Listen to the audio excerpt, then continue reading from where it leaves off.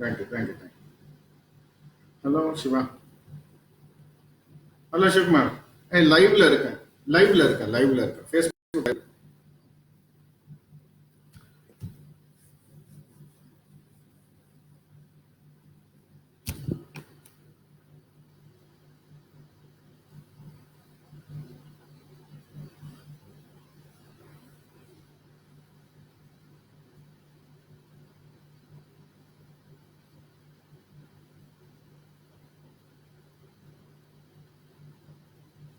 வணக்கம்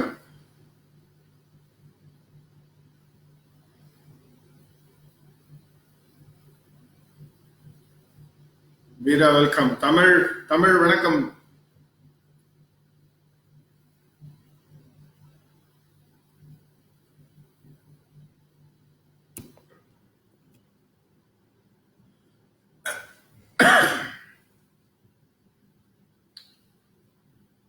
சுகுமார் அண்ணன் வணக்கம்.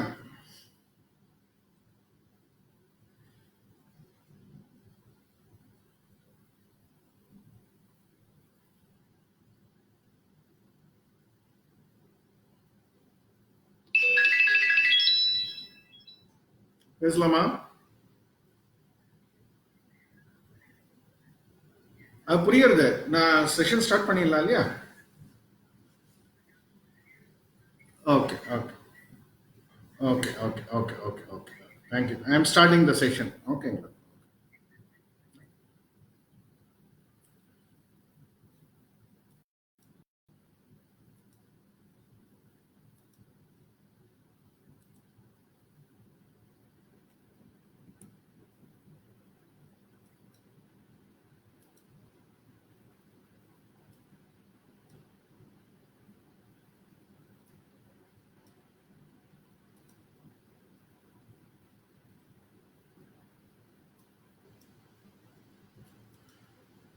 வணக்கம், அனைவருக்கும் வணக்கம்.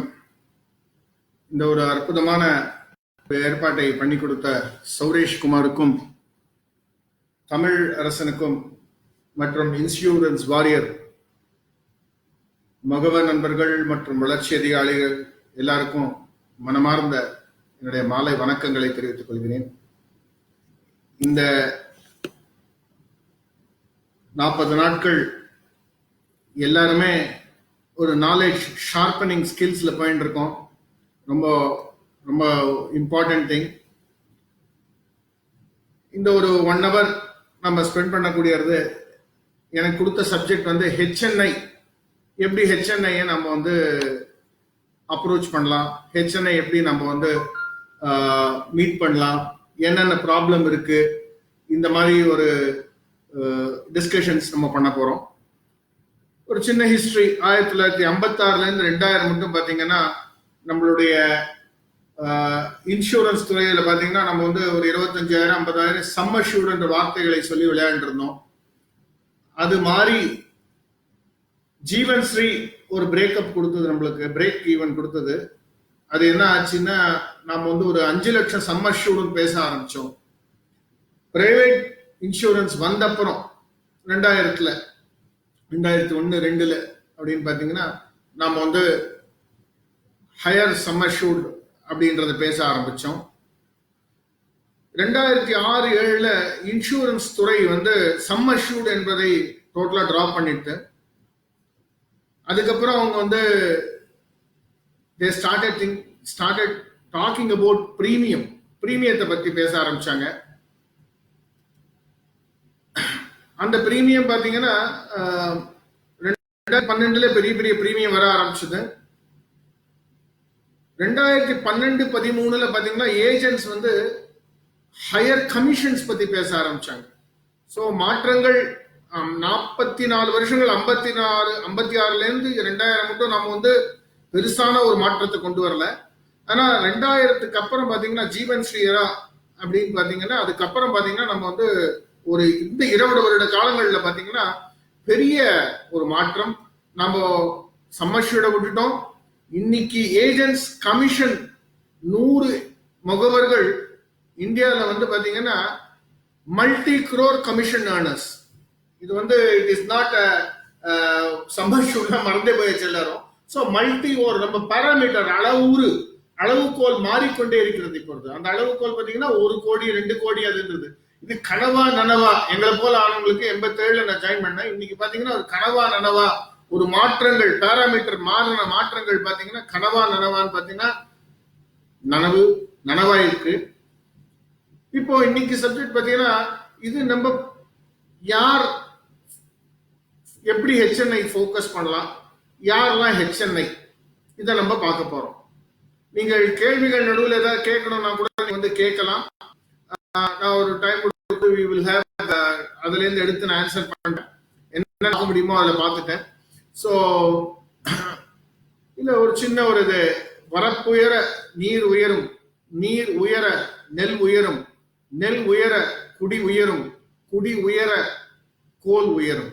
இது பழமொழி, நம்மளுடைய பழைய தமிழோட இது ரொம்ப பிராக்டிக்கலான இது வந்து நம்மளுக்கும் அதை மாத்தி இருக்கும். எப்படின்னு பாத்தீங்கன்னா, ஒரு ஹெச்என்ஐ ப்ராஸ்பெக்டிங் வேணும் அப்படின்னு கேட்டோம்னா, ஹெச்என்ஐ ப்ராஸ்பெக்டிங் உயர மார்க்கெட்டிங் டெக்னிக் உயரும், வரப்பு உயர நெல் உயரும், நெல் உயர வரப்பு உயர நீர் உயரும், நீர் உயர நெல் உயரும், நெல் உயர குடி உயரும், குடி உயர கோல் உயரும். அதே மாதிரி ஹெச்என்ஐ மார்க்கெட்டிங் நம்ம ப்ராஸ்பெக்டிங் உயர நிறைய பண்ண மார்க்கெட்டிங் டெக்னிக்ஸ் ஜாஸ்தியா நம்ம கத்துப்போம்.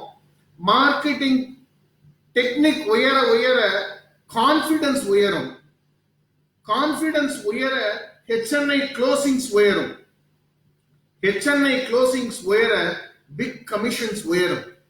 சோ வரப்பு உயர நீர் உயரும், மார்க்கெட்டிங்ல ப்ராஸ்பெக்டிங் ஹெச்என்ஐ ப்ராஸ்பெக்டிங் உயர மார்க்கெட்டிங் டெக்னிக்ஸ் உயரும், நீர் உயர நெல் உயரும், உங்களுடைய மார்க்கெட்டிங் டெக்னிக் உயர கான்ஃபிடன்ஸ், உங்க கான்ஃபிடன்ஸ் லெவல் உயரும், நெல் உயர குடி உயரும், உங்க கான்ஃபிடன்ஸ் உயர ஹெச்என்ஐ க்ளோசிங்ஸ் உயரும், குடி உயர கோல் உயரும். உங்க ஹெச்என்ஐ க்ளோசிங்ஸ் உயர உயர நிறைய ஹெச்என்ஐ க்ளோசிங் பண்ண உங்க கமிஷன்ஸ் பெருசாகும். Big dreams, big commissions. எல்லாத்துக்கும் ஆசைப்படுன்னு சொல்லிட்டாங்க. பாரதியார் பாத்தீங்கன்னா அவரோட ஆத்திச்சுவடி பத்தி பேசலாம். அவர் சொல்ல என்னன்னா, பெரிய பிரீமியம் வந்து சில பேரால் தான் பண்ண முடியுமா, நம்மளால பண்ண முடியாதா? பெரிய பிரீமியம் பண்ணலாமே. பாரதியார் கேட்டிருக்கான், பெரிதினும் பெரிது கேள். ஒரு வாட்டி பாரதியார், சின்ன ஒரு கதை, ரியலா நடந்தது. பாரதியார் ஒரு வாட்டி தம்புச்செட்டி ஸ்ட்ரீட்ல நடந்துட்டு இருக்காரு. காளிகாம்பாள் கோவில பார்த்துட்டு அவர் தரிசனம் பண்ணிட்டு திரும்பி வர்ற வழியில ஒரு பெரியவர் அவரோட பேர குழந்தைக்கு தமிழ் ஆத்திச்சூடி சொல்லி கொடுத்திருந்தார். தமிழ்பால் அவருக்கு மிகுந்த அன்பு இருந்ததால் அவர் வந்து நின்று கேட்கிறார், இந்த பெரியவர் ஆத்திச்சூடி என்ன சொல்லி கொடுக்கிறாருன்னு சொல்லிட்டு. இளமையர் கல் அப்படின்னு சொல்லி கொடுக்கிறாரு அந்த குழந்தைக்கு. அந்த பையனுக்கு அன்னைக்கு மூடு, விளையாட்டு புத்தி, அதனால என்ன பண்ணா போல அந்த குழந்தை வந்து ஓட பாக்கடா போல பிடிச்சி வச்சு அடிச்சு இளமையர் கல் அப்படின்னார். பாரதிக்கு 2 இடத்துல கோபம் வந்துடும், ரொம்ப கோபம் எப்பயுமே பாரதிக்கு. அவன் குழந்தைகளுக்கு மேல அன்பு செலுத்தவன், பெண்களுக்கு ஏதாவது தீமை நடந்தால் அவனை கொதித்து எழக்கூடியவன். இந்த 2 குழந்தைய பார்த்தவொடனே, அந்த குழந்தைய அடிக்கிறத பார்த்தவொடனே பாரதிக்கு கோபம் வந்துட்டு, என்ன குழந்தைய போய் அடிக்கிற அப்படின்னு சொல்லிட்டு அந்த போய் பாரதி எப்படின்னா immediate ஆக்ஷன்ல இறங்கிடுவார். He will not wait for the person who is immediately get into action. Bharathi நேரா போனாரு, அந்த பெரியவரை பார்த்தாரு, என்ன அடிக்கிற குழந்தை அப்படின்னாரு. இல்ல அவன் இளமையில் கற்க மாட்டேன்றான், இந்த ஆத்திச்சூடி சொல்ல அப்படின்ற போல. குழந்தை போய் அடிப்பி, அதுக்கு இளமையில் கல் முதுமையில் மண் அப்படின்னு அவர் தலையில ஒரு குட்டு போயிட்டார் பாரதியார். இந்த வயசான தாத்தா தலையில இவரோட கோபம் என்னன்னா, இளமையர் கல் முதுமையில் மண் அப்படின்னு சொல்லிட்டு போயிட்டார். வீட்டுக்கு போயிட்டு எழுதுனதுன்னா புதிய ஆத்திச்சூடி. அந்த புதிய ஆத்திச்சூடி பாத்தீங்கன்னா ஔவையார் 109 உயிரெழுத்து 13 மெய்யெழுத்து, அப்புறம் ககர சபர எல்லாத்துக்கும் ஒரு வார்த்தை எழுதியிருக்காங்க. 109 ஆத்திச்சூடியில 109 கருத்துக்கள் சொல்லப்பட்டது. பாரதி ஒன்னு ஜாஸ்தி பண்ணி 110. அவன் எப்பயுமே பெரிய ஆள் இல்லையா, பாரதி வந்து அவன் சொல்லலாம் நம்ம, ஏன்னா அவனுக்கு அந்த ஒரு நம்ம உள்ளே இருக்கான். வந்து 110 அகரா என்ன 110 மொழிகளை சொல்லிட்டு ஆத்திச்சுவடிகளை சொல்லிட்டு அதை க்ளோஸ் பண்றான். அதுல வந்து முதல் அச்சம் தவிர், ஆண்மை தவறேல், இழைத்தல் நிகழ்ச்சி அப்படின்னு சொல்லிட்டே போறான். ஒவ்வொன்னா சொல்லிட்டு போறான், 110 சொல்லிட்டு போறான். அதுல நம்மளுக்கு ரொம்ப தேவையானது என்னன்னா முதல் வார்த்தை அச்சம் தவிர். இந்த ஹெச்என்ஐ பாக்குறதுக்கு என்ன ப்ராப்ளம்னா அச்சம். அந்த முதல் வார்த்தை இன்சூரன்ஸ் ஏஜென்ட் சொன்ன மாதிரி அச்சம் தவிர் அப்படின்னு சொல்லிட்டு போயிடுறான். இதை படிச்சுட்டே வந்தீங்கன்னா 70 கேட்கிறான். கடவுள் கிட்ட கேட்கும் போது பெரிதிலும் பெரிது கேள். ஆர்டினரிய கேட்காத, கேட்கும் போது ஆர்டினரிய கேட்கிற, பெரிதிலும் பெரிது கேள். அவனோட சில கவிதைகளை விநாயகரை துதித்தும் மகாகாளியை பார்த்தோம் பார்க்கும்போது பாத்தீங்கன்னா பெருசாதான் கேட்டு பழக்கம். அவனுக்கு சின்னதாவே கேட்டே பழக்கம் கிடையாது. 1 கோடி பாடல்கள் பாட எனக்கு அருள் புரிவாயாகன்னு கேட்கலாம். 1 கோடி மினிமமே அவ்வளவுதான் பண்ணணும். சோ பாரதிய ஒரு இன்ஸ்பிரேஷனா எடுத்துட்டு அந்த பெரிதிலும் பெரிது கேள் அப்படின்னு அவர் கேட்டதுல we will see ஹெச்என்ஐக்கு நம்ம என்ன பண்ணலாம், பெரிதிலும் பெரிது கேட்கலாம். நாம பெரிய ஆளுங்களை போய் பார்க்கணும். Meet bigger people, big people, ask for bigger amount and earn bigger. ஆசை இருக்கு தாசில் பண்ண, ஆனா எனக்கு பெரிய ஆளை போய் பார்க்க மாட்டேன் அப்படின்னு நீங்க சொன்னீங்கன்னா ஒண்ணும் வராது. நான் வந்து பெரிய ஆள் ஆகணும்னா நான் பெரிய ஆளை போய் பார்த்து ஆகணும். நான் என்னோட லெவல்லே பார்த்துட்டு நான் பெரிய வாங்கணும் அப்படின்னு நினைக்க முடியாது.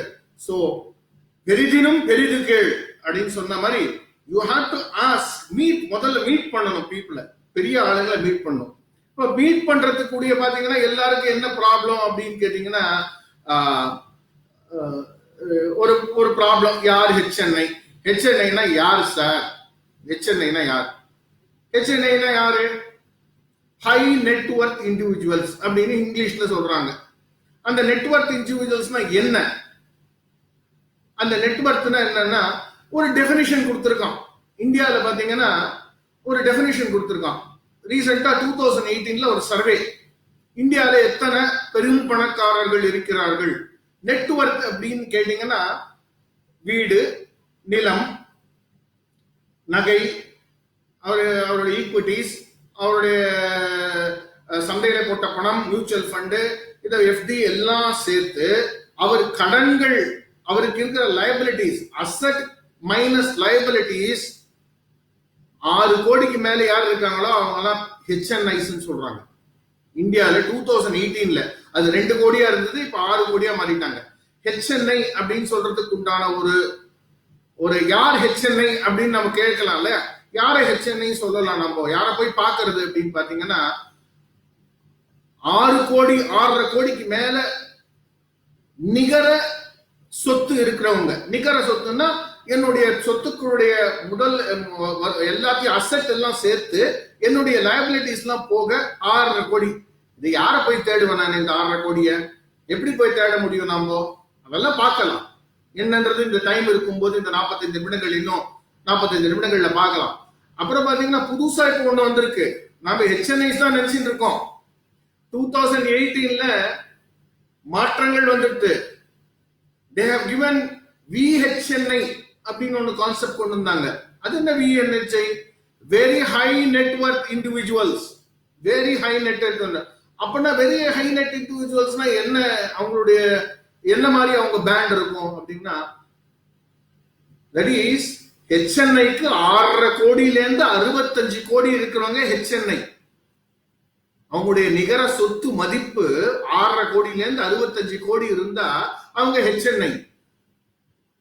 வெரி ஹை நெட்வொர்க் ஹெச்என்ஐனா 65 கோடியில இருந்து 200 கோடி இருக்கிறவங்க வெரி ஹை நெட்வொர்க் இண்டிவிஜுவல்ஸ். சரி, அதுக்கப்புறம் மேல யாராவது இருக்காங்களான்னு கேட்டீங்கன்னா இருக்காங்க. புதுசா 2018 ஒரு கொடுத்துட்டாங்க அல்ட்ரா ஹெச்என்ஐஸ். அல்ட்ரா ஹெச்என்ஐஸ் என்ன? 200 கோடிக்கு மேல சொத்து இருக்குவாங்க அல்ட்ரா ஹெச்என்ஐஸ். இப்போ நம்ம ஏஜென்ட்ஸ், டாப் ஏஜென்ட்ஸ் என்ன பண்றாங்கன்னா நாம ஹெச்என்ஐ போக்கஸ் பண்றதுக்கே கஷ்டப்படுறோம். நம்ம top agents ultra HNIs concentrate பண்றாங்க. அதனாலதான் அவங்க கமிஷன் 6 கோடி 8 கோடி. அவங்களுடைய கமிஷன், ஏஜென்ட்டோட கமிஷன் 8 கோடி 6 கோடின்னு போயிட்டு இருக்கு. ஏன்னா அவங்க பார்க்கக்கூடிய ஆட்கள், விதைக்கக்கூடிய விதைகள், அவங்க தேடக்கூடிய தேடல், இதெல்லாம் பாத்தீங்கன்னா இந்த அல்ட்ரா ஹெச்என்ஐஸ் தேடுறாங்க. அதனால அவங்க ஸ்மால் ஹெச்என்ஐசி விடல, அவங்க ஆர்டினரி ஹெச்என்ஐசி விடல. ஆனா அவங்க வந்து தேடக்கூடிய தேடலானது அல்ட்ரா ஹெச்என்ஐஸ் போய் தேடுறாங்க. ஸோ இந்த அல்ட்ரா ஹெச்என்ஐஸ் கான்செப்ட் அப்படின்றது பாத்தீங்கன்னா இது வந்து ஒரு 4 மாசம் 5 மாசத்துக்கு முன்னாடி இருந்தால ஒரு ஸ்டடி.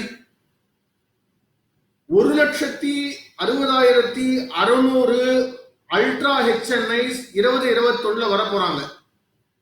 2021 இந்த கொரோனா இல்ல அப்படின்னா வந்திருப்பாங்க. இன்னும் ஒரு வருஷம் தள்ளி போகலாம்.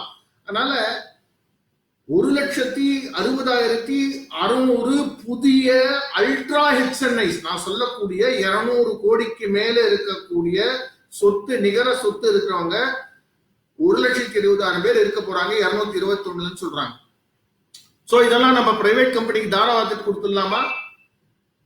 இல்ல நாம எல்ஐசி, நாம இந்த ஒரு ஆர்கனைசேஷன்ல இருக்கோம், நாம இதை வந்து இந்த அல்ட்ரா ஹெச்என்ஐஸ் நம்ம பாக்கெட்ல போட்டுக்கிறது கடமையா? ஒரு ஹெச்என்ஐ மீட் பண்றதுக்கு பிரைவேட் கம்பெனி மத்தெல்லாம் போகணுமா? நாம ஏன் நம்மளால போக முடியாதா? என்ன ரீசன்ஸ் போகல? ஏன் நம்மளால மீட் பண்ண முடியாது? ஹெச்என்ஐனா யாரு இப்ப சொல்லிட்டேன். இப்போ கொலோக்கியல் நம்மளுடைய இதுல பேசும்போது பாத்தீங்கன்னா 2 கார் வச்சிருக்காரு. இப்போ வெளிப்படையா இந்த நான் 65 கோடி 100 கோடி 200 கோடின்னு சொல்றேன், அதெல்லாம் உங்களுக்கு தெரியல அப்படின்ற பட்சத்துல நாம என்ன பண்ணணும் அப்படின்னா, எப்படி ஒரு ஹெச்என்ஐ கண்டுபிடிக்கிறது? 2 கார் வச்சிருக்காரா, ஒரு ஃபேக்டரி வச்சிருக்காரா, என்டர்பிரனரா இருக்காரா? எஸ், we are அவரை ஐடென்டிஃபை பண்ணிக்கலாம். 10 லட்சத்துக்கு மேல 2 கார் வச்சிருக்காரு, ஓகே ஃபேண்டாஸ்டிக். அதே மாதிரி ப்ரொஃபஷனல்ஸ், டாக்டர்ஸ், லாயர்ஸ், ஒரு டாக்டரோட இன்கம் எவ்வளவு, லாயர்ஸோட இன்கம் எவ்வளவு இருக்கு, என்டர்பிரனர்ஸ் எவ்வளவு என்டர்பிரனர்ஸ் இருக்காங்க இன்னைக்கு பாத்தீங்கன்னா தமிழ்நாட்டுல ஜாஸ்தி என்டர்பிரனர்ஸ் இருக்கிறது கோயம்புத்தூர். கம்பேர்ட் டு சென்னை பாத்தீங்கன்னா கோயம்புத்தூர்ல ஜாஸ்தியா இருக்கு, திருப்பூர்லயும் ஜாஸ்தியா இருக்கு. ஸோ அந்த கொஸ்டின், அந்த என்டர்பிரனர்ஸ் எல்லாத்தையும் நம்ம கான்சென்ட்ரேட் பண்ணலாம். Doctors, lawyers, chartered account. நம்ம சார்ட்டர்ட் அக்கௌண்ட்ஸ் இன்சூரன்ஸ் பண்றது இல்லை அவ்வளவா, பட் சார்ட்டர்ட் அக்கௌண்ட்ஸுக்கு இன்சூரன்ஸ் ஜாஸ்தி கொடுக்கலாம். தே ஹேவிங் கெப்பாசிட்டி.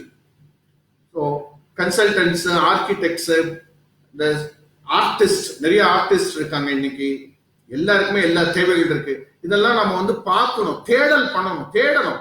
நம்ம தேடாம எதுவுமே கிடைக்காது. வைரம் வந்து நோண்டாதான், ஒரு வைரத்தை எடுக்கிறதுக்கு 200 டன் எடுக்கணுமா, மண்ணை எடுத்து வெளியில போடணுமா, வேண்டாத எடுத்து வெளில போனாதான் 200 டன் போனாதான் ஒரு கேரட் 2 கேரட் கிடைக்குமா கோல்டு ஆர் வைரம். சோ எல்லா இடத்துலயும் தேடுதல் இது must, effort is a must. So எனக்கு வராது, என்னால முடியாது அப்படின்னு நம்ம சொல்ல முடியாது. So what I said, you have to do it. LIC பார்லன்ஸ்ல என்ன ஹெச்என்ஐனா என்ன சொல்லியிருக்காங்க அப்படின்னு பாத்தீங்கன்னா, ஹெச்என்ஐ பத்தி எல்ஐசி ரொம்ப கிளீனா சொல்லியிருக்காங்க. என்எஸ்பி 5 லட்சம் கட்டுறவங்கலாம் அர்பன் ஏரியால, மெட்ராஸ் மாதிரி இருக்கிற ஏரியால, திருச்சி, ஒரு செமி அர்பன் அந்த மாதிரி ஏரியால இருக்கவங்க 5 லட்சம் பேர் 5 லட்சம் ரூபாய் என்எஸ்பி பிரீமியம் கொடுத்தா அவங்க எல்லாம் ஹெச்என்ஐஸ். சிங்கிள் பிரீமியம் 25 லட்சம், சாரி 1 கோடி கொடுத்தா அவங்க வந்து ஹெச்என்ஐ. ரூரல்ல பாத்தீங்கன்னா 2 லட்சம் ஹெச்என்ஐ கொடுத்தா, பிரீமியம் கொடுத்தா அவங்க ஹெச்என்ஐ.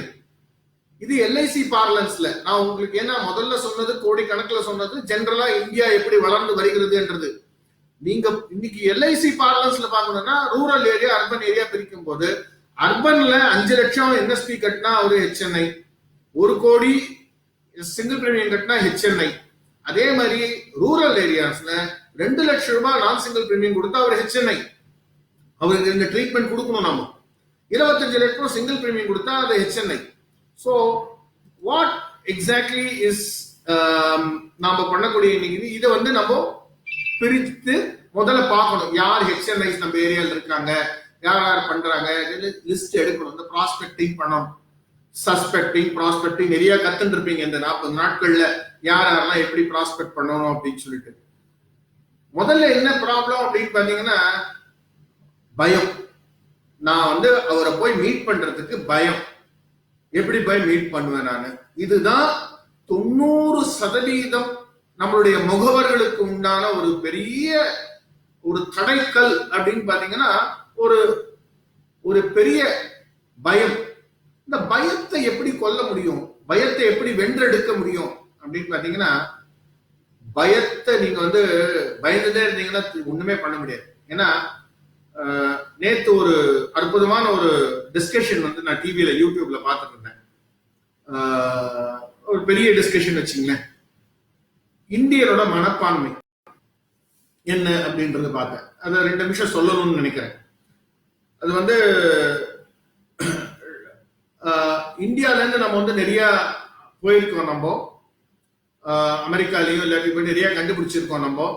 நாம ஆனா திருப்பி அங்க போயிட்டு நாம வந்து ஒரு தொழிலாளியா தான் ஒர்க் பண்றோம் அப்படின்றது ஒரு குற்றச்சாட்டு. அமெரிக்கால போயும் துபாயில போயும் நாம வந்து blue collar and white collar we are employees, என்டர்பிரனரா வரல அப்படின்ற மாதிரிலாம் ஒரு குற்றச்சாட்டு அந்த டிஸ்கஷன்ல இருந்தது. இதுல ஏன் அப்படின்னு கேட்டீங்கன்னா, நம்மளுக்கு வந்து தெரிஞ்சோ தெரியாமலையோ நாம வந்து ஒரு ரிஸ்க் எடுக்காத ஒரு லைஃப நம்ம வந்து பசங்கள்ல இருந்து நம்மளுக்கு சொல்லி கொடுக்கப்பட்டது. நம் தாய் தந்தையார் அங்க போனோமா போகாதனா பயம். சோ இந்த ஒரு பயமானது நம்மளுக்கு தெரிந்தோ தெரியாமலையோ நம்ம வளர்ப்புலயே வந்துருது. அதனாலதான் நம்ம வந்து ரிஸ்க் எடுத்து எதுவும் பண்றது இல்லை. பாத்தீங்கன்னா நிறைய கண்டுபிடிப்புகள் நம்மளால கண்டுபிடிக்க முடியல. ஏன் அப்படின்னு பாத்தீங்கன்னா, இன்னைக்கு வந்து எந்த கண்ட்ரி இன்னோவேஷன் பண்றாங்களோ மீதி எல்லாம் லேபர்ஸ். அந்த டிஸ்கஷன்ல பியூட்டிஃபுல் 2 மணி நேரம் டிஸ்கஷன். அதுல பாத்தீங்கன்னா யார் கண்டுபிடிக்கிறாங்களோ அவங்க தான் பெரிய ஆள், மீதி எல்லாரும் லேபர்ஸ் அப்படின்ட்டா. ஈவன் சாஃப்ட்வேர்ல கூட நாம வந்து பெரிய லெவல்ல கண்டுபிடிக்கல, அவன் சொல்றத நம்ம பண்றோம். நாம வந்து அங்கேயும் சாஃப்ட்வேர்ல ப்ளூ காலர் சாஃப்ட்வேர் தான் அப்படின்ட்டாங்க. சோ இனோவேஷன் நிறைய பண்ணணும். அந்த இனோவேஷன் பண்றதுக்கு ரிஸ்க் எடுக்க நம்ம மனப்பான்மை இல்லை. சோ இந்த மனப்பான்மையை முதல்ல மாற்றணும், இந்த ஆட்டிடியூட மாற்றணும். இந்த ஆட்டிடியூட் எப்படி மாறும் அப்படின்றத நம்ம பார்க்கலாம். இன்சூரன்ஸ் துறைக்கு வரலாம். எப்படி மாறும்? ஏன் அவர்கிட்ட கார் இருக்கு, என்கிட்ட கார் இல்லை, நான் போய் பார்க்க முடியாது, என்கிட்ட அப்பாயின்மெண்ட் கொடுக்க மாட்டேன்றாரு அவருக்கு ஆல்ரெடி நிறைய ஏஜென்ட் இருக்கலாம், அவருக்கு ஆடிட்டரே ஏஜென்டா இருக்கலாம். சோ இந்த மாதிரி ஒரு நாமளே பெரிய சமாதானங்கள் நம்மளுக்குள்ளேயே சொல்லி நாம என்ன பண்ணிக்கிறோம் அப்படின்னு பாத்தீங்கன்னா, நம்மளால அவர்கிட்ட போக முடியல. நாமளே நிறைய அந்த விடைகளை நாமளே கொடுத்துடுறோம். அவருக்கு போறதுக்கு முன்னாடி நாமளே விடைகள் நம்மளுக்கே நம்ம கொடுத்துறோம். ஒரு பெரிய ஆள் இருக்காரு, உங்க தெருவில் இருக்காரு, அவர் உங்க ஊர்ல இருக்காரு, அவர் ஒரு BMW கார் வச்சிருக்காரு. ஒரு பார்க்கணும் அப்படின்னு நீங்க போகும்போது எத்தனை தடைகள் வருது. இன்னைக்கு வேணாம், சரியா ட்ரெஸ் போட்டுக்கல, நான் போக வேண்டாம், இல்ல அவர் என்ன கேட்பாரோ, அந்த பக்கமா போனேன், அவர் ஆடிட்டரே ஏஜென்டா இருக்கலாம். சோ இந்த அச்சத்துக்கு உருவான இந்த பேஸ் பாத்தீங்கன்னா ரீசன்ஸ் இதெல்லாம் சொல்றோம் நம்ம எல்லாத்துக்கும். அவருக்கு இன்சூரன்ஸ் தேவை இருக்காது, இவ்வளோ ரீசன் சொல்றோம். ஆனா போய் கதவை தட்டிட்டு வரலாமே, கதவை போய் தட்டிட்டு வரலாமே, என்ன ஆயிடுவது? சோ முதல் அச்சத்தை தவிர்க்க வேண்டும். அச்சத்தை தவிர்த்து நீங்க முதல்ல போய் கதவை தட்டணும். தட்டுங்கள் திறக்கப்படும், கேளுங்கள் கொடுக்கப்படும் அப்படின்னு சொன்னது. சோ நீங்க முதல்ல போய் தட்டணும். அந்த பெரிய HNI தட்டணும். HNI அடிக்கிறாங்க, வாங்கிக்குங்க, பெரிய விஷயம் கிடையாது. HNI அடிக்கிறான்னு திடீர்னு அடிக்க மாட்டாரு. நான் என்ன சொல்றேன்னா, ஒரு கஷ்டமான கொஸ்டின் கேட்கிறார், உங்களால பதில் சொல்ல முடியல, தோல்வி. அதான் இந்தியனுக்கும் வேற்று நாட்களும் தோல்வியை நாம் வந்து ஒரு படிக்கெல்லாம் நம்ம எடுத்துக்க மாட்டேன்றோம். சோ நம்ம தோல்வி வந்துட்டு ஐயோ நம்மள 2 பேர் பாத்துட்டாங்க, நான் 10 வாட்டி போயிட்டேன். இந்த மனப்பார்வை மாறணும், மென்டல் பேரியர்ஸ் மாறணும். இந்த மென்டல் பேரியர்ஸ் அடிக்கணும். So what is that? You have to இந்த என்ன பண்ணலாம், இதுக்கு என்னெல்லாம் இருக்கு அப்படின்னு பாத்தீங்கன்னா, மென்டல் பேரியர்ஸ் போறதுக்கு அச்சம் தவிரணும். பாரதி சொன்னது ஒரே ஒரு வார்த்தை, ஆத்திச்சூடியில சொன்ன ஒரே வார்த்தை அச்சம் தவிர. அவர் சொன்ன அச்சம் தவிர அப்படின்றது அவர். சோ முதல்ல போய் பார்க்கணும். இன்னைக்கு ஒரு சின்ன ஒரு உத்தி சொல்லித்தரேன். உங்களுடைய ஒரு HNI ஏஜென்ட் இருக்கார், ஏஜென்டே HNI ஏஜென்டா இருக்காருன்னு வச்சுங்களேன், நிறைய பண்றாரு, கமிஷன் ஏர்ன் பண்றாரு. அவரோட அந்த ஏஜென்ட்டோட சக்சஸ் ஸ்டோரி உட்கார்ந்து கேளுங்க. தயவு செய்து அந்த ரோல் மாடல்ஸ் போய் பாருங்க. உங்க டிவிஷன்லயோ ஜோன்லயோ ரோல் மாடல் இருந்தாரு, நல்லா ஒரு நல்லா பெர்ஃபார்ம் பண்ணக்கூடிய ஒரு ஏஜென்ட் இருக்காரு, டெவலப்மெண்ட் ஆஃபீஸர், உங்க டெவலப்மெண்ட் ஆஃபீஸர்கிட்ட போய் கேளுங்க, சார் இந்த மாதிரி ஒருத்தர் பண்றாரு என்ன பண்ணலான்னு நீங்க கேட்கணும். கேட்டாதான் உங்களால பண்ண முடியும். சோ ஒரு சீக்ரெட் தான் உங்களுக்கு. டாப் மோஸ்ட் வேர்ல்ட்ல இருக்க அத்தனை டாப் மோஸ்ட் ஏஜென்ட்ஸ் ஒன்னே ஒண்ணுதான் சொல்றாங்க, they are successful because they are getting referrals. எந்த ஏஜென்ட் எந்த புக்ஸ் மேக்ஸிமம் படிச்சு பாருங்க, 70% agents they are successful because of referral method. இப்போ உங்களை ரெஃபர் பண்ணணும், யார் ரெஃபர் பண்ணுவாங்க உங்களை? இங்கதான் பெரிய இஷ்யூ. முதல் அச்சம், அதை தவிர்த்து வெளில வரீங்க. இப்போ உங்க ரெஃபரல் யார் பண்ணுவாங்க? ஏன் பண்ணணும் உங்களை ரெஃபர்? சோ ஒரு சின்ன விஷயம் எடுத்துக்கலாம். உங்க வீட்டுல ஒரு சின்ன ஒரு ப்ராப்ளம், ஒருத்தருக்கு உடம்பு சரியில்லை, ஏதோ ஒரு விஷயம், ஹார்ட்டோ ஏதோ ஒரு ப்ராப்ளம்னு வச்சுங்களேன். அப்போ ஒரு பர்டிகுலர் டாக்டரை ரெஃபர் பண்றீங்க. நீங்க எப்படி ரெஃபர் பண்றீங்க? நீங்க எங்கேயோ யாரோ ஒருவர் சொல்லி கேள்விப்பட்டு இவரிடம் போனால் குணமாகும் என்பது ஒரு ஆணித்தரமான நம்பிக்கை. யாரோ சொல்லியிருக்காங்க, ரெஃபர் வந்திருக்கு. Word of mouth, word of mouth is more powerful. வாய் வழி சொல், அதன் மூலமாக உங்களுக்கு நல்ல பேர் கிடைச்சதுன்னா அது ரொம்ப பவர்ஃபுல். அது யாராலையும் அழிக்க முடியாது, எந்த அட்வர்டைஸ்மெண்ட் கம்பெனியால அழிக்க முடியாது. சோ நீங்க ரெஃபரல் கொடுக்கறதுக்கு உண்டான தகுதிகளை நீங்க இன்க்ரீஸ் பண்ணிக்கணும். இப்ப பாருங்க, ரெஃபரல்ஸ் கொடுக்கறதுக்கு அச்சம் தவிர்த்துட்டோம். பெரிய ஆளை போய் பார்க்கிறோம், பெரிய ஆள் போய் பார்க்கும் போது அவர் ஏதோ கேள்விகள் கேட்கிறாரு, அந்த கேள்விகளை நம்ம கரெக்டாக புரிந்து கொண்டு எவ்வளவு சீக்கிரம் ஆன்சர் பண்றோமோ, எவ்வளவு கரெக்டா ஆன்சர் பண்றோமோ, முதல் அவருடைய மனதில் ஒரு கார்னர்ல இடம் பிடிப்பீங்க. ஏதோ இன்னைக்கு ஆரம்பிச்சோம், நாளைக்கு காலைல HNI ப்ராஸ்பெக்டிங் 3ஆவது நாள் நம்மளுக்கு ஒரு பாலிசி போட்டுருவார். தயவுசெய்து திங்க் பண்ணாதீங்க. HNI ஆர்டினரி ப்ராஸ்பெக்டிங்க்கு HNI ப்ராஸ்பெக்டிங் டிஃபரன்ஸ் இருக்கு. HNI உங்களை எடை போடுவார். HNI உங்களை எடை போடுவார். என்ன எடை போடுவாரு? இவருக்கு எந்த விதமான எப்படி இருக்கு இவருக்கு அப்படின்றத எடை போடுவார். சோ அந்த மெத்தட் ஒரு 6 மாசம், 3ல இருந்து 6 மாசத்துக்குள்ள டெஃபினட்டா ஒர்க் அவுட் ஆகும். நீங்க சின்சியரா பண்ணீங்கன்னா 3 மாதங்களில் இருந்து 6 மாதங்கள் உங்களுடைய முயற்சிக்கு கண்டிப்பான பலன் கிடைக்கும். 2 விதங்க. ஒரு முயற்சி செய்தால் 2 பலன்கள் உண்டு. ஒன்று வெற்றி என்ற பலன், இன்று தோல்வி என்ற பலன். தோல்வி பலன் இல்லை, தோல்வி என்பது ஒரு அனுபவம். அந்த அனுபவத்தை நீங்க பெறாம அடுத்தபடி போக முடியாது. சோ தோல்வியை அனுபவிக்க வேண்டும். அந்த தோல்வி உங்களை உட்கார வைக்க கூடாது, உங்களை உறங்க வைக்க கூடாது. நீங்க உட்கார்ந்து தோல்வியால சோ முதல் அச்சம் தவிர்த்து ஒருவரை போய் பார்த்து, அந்த HNIs எல்லாம் நிறைய சொல்லியிருக்கேன், ரொம்ப டைம் இல்லை. ஏன்னா HNIs பத்தி சொல்லிட்டே போலாம் யார் யாருன்னு. உங்களுக்கே HNIs யாருன்னு தெரியும். அவங்களெல்லாம் போய் பாக்குறீங்க. பார்த்து அவங்கள போய் ஒரு 10 பேரை லிஸ்ட் எழுதி போயிட்டு ஒரு நாளை போய் பாக்குறீங்க. அதுல என்னென்ன ப்ராப்ளம் வரும்ன்றது அப்புறம் பேசலாம் நம்ம. அதை போய் பார்க்கும்போது ஒருத்தர் அப்பாயின்மெண்ட் தந்துடுறாரு உங்களுக்கு. நீங்க உழைக்கிற கொடுக்குறாரு. அப்போ அவர் உங்களை 2 மாசம் 3 மாசம் உங்களை எடை போடுவாருங்க. முதல் 20 செகண்ட்ல உங்களை எடை போட்டுருவாரு. 20 செகண்ட் தான் ஒரு HNI உங்களை எடை போடுறதுக்கு. நீங்க அடுத்த அப்பாயின்மெண்ட், நீங்க முதல் அப்பாயின்மெண்ட் எப்படி யூஸ் பண்ணிக்கிறீங்க அடுத்த அப்பாயின்மெண்ட். சோ அந்த முதல் அப்பாயின்மெண்ட்ல உங்களுடைய உடை, நீங்க வச்சிருக்கிற பேக்ல இருந்து எல்லாமே பர்ஃபெக்டா இருக்கும். அந்த HNI பார்க்க போகும்போது நான் ஒரு சிறிய விஷயம், நான் சென்னையில இருக்கேன், கிரீன்வேஸ் ரோட்ல இருக்கேன். தட் இஸ் அடையார் பக்கத்துல இருக்கு கிரீன்வேஸ் ரோட். காலையில 5:30 மணி 6 மணிக்கு நான் கிரீன்வேஸ் ரோடுக்கு சம்டைம் வாக்கிங் போவேன். 6 மணிக்கு தமிழ்நாட்டில் மூளை முடுக்கில் இருக்கிற அத்தனை அரசியல்வாதிகளும் 6 மணிக்கு வெள்ளை வேட்டியும் வெள்ளை சட்டையும் போட்டு அந்த இடத்துல நிற்பாங்க. ரொம்ப ஆச்சரியமா இருக்கு. நீங்க நெகட்டிவா எது வேணா பேசலாம், ஓகே, நெகட்டிவா இருக்கு, அவங்கள பத்தி நம்ம அதை சொல்ல வேண்டியதில்லை. ஏன்னா 6 மணிக்கு அந்த கிரீன்வேஸ் ரோட்ல குறைந்தது ஒரு 100 பேர் அமைச்சர்களுக்கு முன்னாடி வீட்லயோ நல்ல ஒரு வேஷ்டி, நல்ல ஒரு ஷர்ட், ஒயிட் ஷர்ட் அதை போட்டு நிக்கிறார். எதுக்கு நிக்கணும் அவரு? வீட்டுல லுங்கி கோட்டு தான் இருக்காரு, ஏன் இங்க இருக்கணும்? முதல் உடைகளை மாற்ற வேண்டும். அந்த உடை ஒரு அரசியல்வாதிக்கு தெரியுது நான் உடையை மாத்திக்கணும்னு. ஏன் இன்சூரன்ஸ் ஏஜென்ட்டுக்கு அது புரிய மாட்டேங்குது? ஏன் இன்வெஸ்ட் பண்ண மாட்டேன்றோம்? Invest in your dressing habits, invest in your education, invest in your laptops. இதெல்லாம் மேக்சிமம் போச்சுன்னா என்ன ஆகும்? ஒரு 4 ஷர்ட் நல்ல ஷர்ட் வாங்கி, ஒயிட் ஷர்ட் வாங்கினீங்கன்னா 2000 ரூபாய்க்கு மேல போக போறது இல்லை. ஸோ இதெல்லாம் ரெஃபரல் பண்ணுவார். ரெஃபரல் மெத்தட்ல தான் நிறைய சக்சஸ் ரேட் வருது. ஸோ சில பேர் ஒரு ஏஜென்ட்டுக்கு பாத்தீங்கன்னா, சில ஏஜென்ட் பாத்தீங்கன்னா அவருக்கு சுபாவத்திலே அவர் ஃப்ரெண்ட்ஸ் எல்லாம் ஹை எண்டா இருப்பாங்க.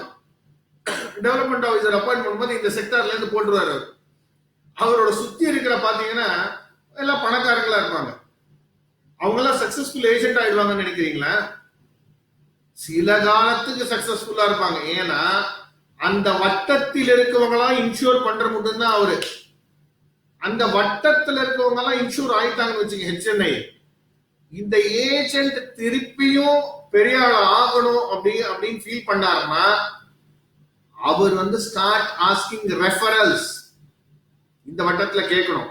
இப்போ 2 விதமான ஏஜென்ட். அவர் ஏற்கனவே ஒரு கிளப்ல மெம்பரா இருக்காரு, இல்லாட்டா ஏதோ ஒரு இடத்துல எங்கெல்லாம் HNIs இருக்காங்களோ அங்கெல்லாம் நம்ம போய் சேரணும்.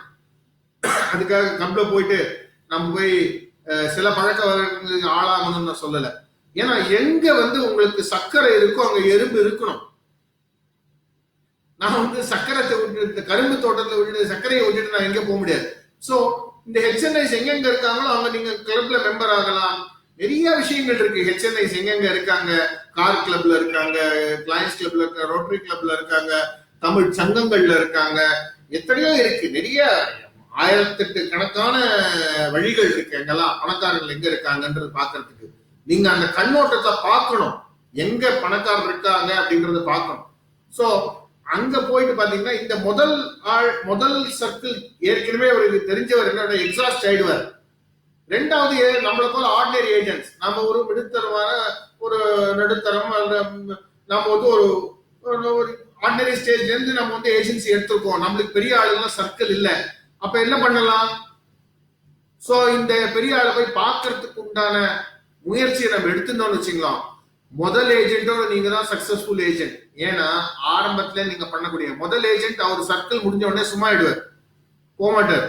ஆனா நீங்க அந்த சர்க்கிள்ல என்டர் ஆகி எப்படி என்டர் ஆகணும் கண்டுபிடிச்சிட்டீங்க. ஒரு வாட்டி ஒரு வெற்றி போதுங்க. ஒரு மனிதனுக்கு ஒரு வெற்றி போதுங்க. ஒரு மகத்தான வெற்றி வந்துச்சுன்னா அதுல இருந்து எடுத்து நம்ம வந்து போடலாம், கோடு போட்டு ரோடு போட்டு போயிட்டே இருக்கலாம்.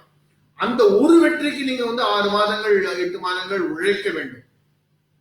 அந்த உழைப்புக்கு ரெடியா அப்படின்னு தான் இன்னைக்கு கொஸ்டின். சோ உழைப்புக்கு ரெடியா? ஓகே, என்ன வேணும் உழைப்புக்கு? 3 பாயிண்ட் நான் சொல்ல போறேன் இன்னைக்கு. 3 பாயிண்ட் தான், வேற எதுவுமே கிடையாது. ஃபர்ஸ்ட் கான்பிடன்ஸ் வேணும். எது மேல கான்பிடன்ஸ் வேணும்? முதல்ல ஏஜென்சி மேல கான்பிடன்ஸ் வேணும். இந்த ஏஜென்சி, இந்த முகவாண்மை எனக்கு பெரும் பணத்தை கொடுக்கும் அப்படின்னு ஒரு நம்பிக்கை வேணும். என்னட்ட வந்த போது இதுல போட்டு நம்ம என்ன போறோம், அந்த ஆள் சொன்னாரு, போனாரு, வந்தாரு, ஏதோ நம்ம ஆள் போனாரு, நம்ம ஃப்ரெண்டு கூட போய் பார்த்தாரு, ஒன்னும் கிடைக்கலங்க, ஒன்னும் தேரலைங்க, இந்த ஏஜென்சி வேஸ்ட். இந்த மனப்பக்குவம் இருப்பவர்களால் பெரிய அளவுக்கான கமிஷன்களை ஏர்ன் பண்ண முடியாது. இந்த முகவாண்மைக்கு முகவாண்மை மேல உங்களுக்கு அற்புதமான நம்பிக்கை இருக்கணும், ஆழ்ந்த நம்பிக்கை இருக்கணும், யாரும் அசைக்காத நம்பிக்கை இருக்க வேண்டும். இதெல்லாம் எனக்கு ஒத்து வராதுன்னு நினைக்கிறாங்க. உங்களால பார்க்க முடியாது, பண்ண முடியாது. ஆர்டினரி ஏஜென்டா இருக்கலாம், 12 லட்சம் ஏஜென்ட். இப்போ ரொம்ப அற்புதம் என்ன மாதிரி விஷயம்னா 8 டிவிஷன் தமிழ்நாட்டில் இருக்க 8 டிவிஷன். இந்த மீட்டிங் 8 டிவிஷனுக்கு போகுது.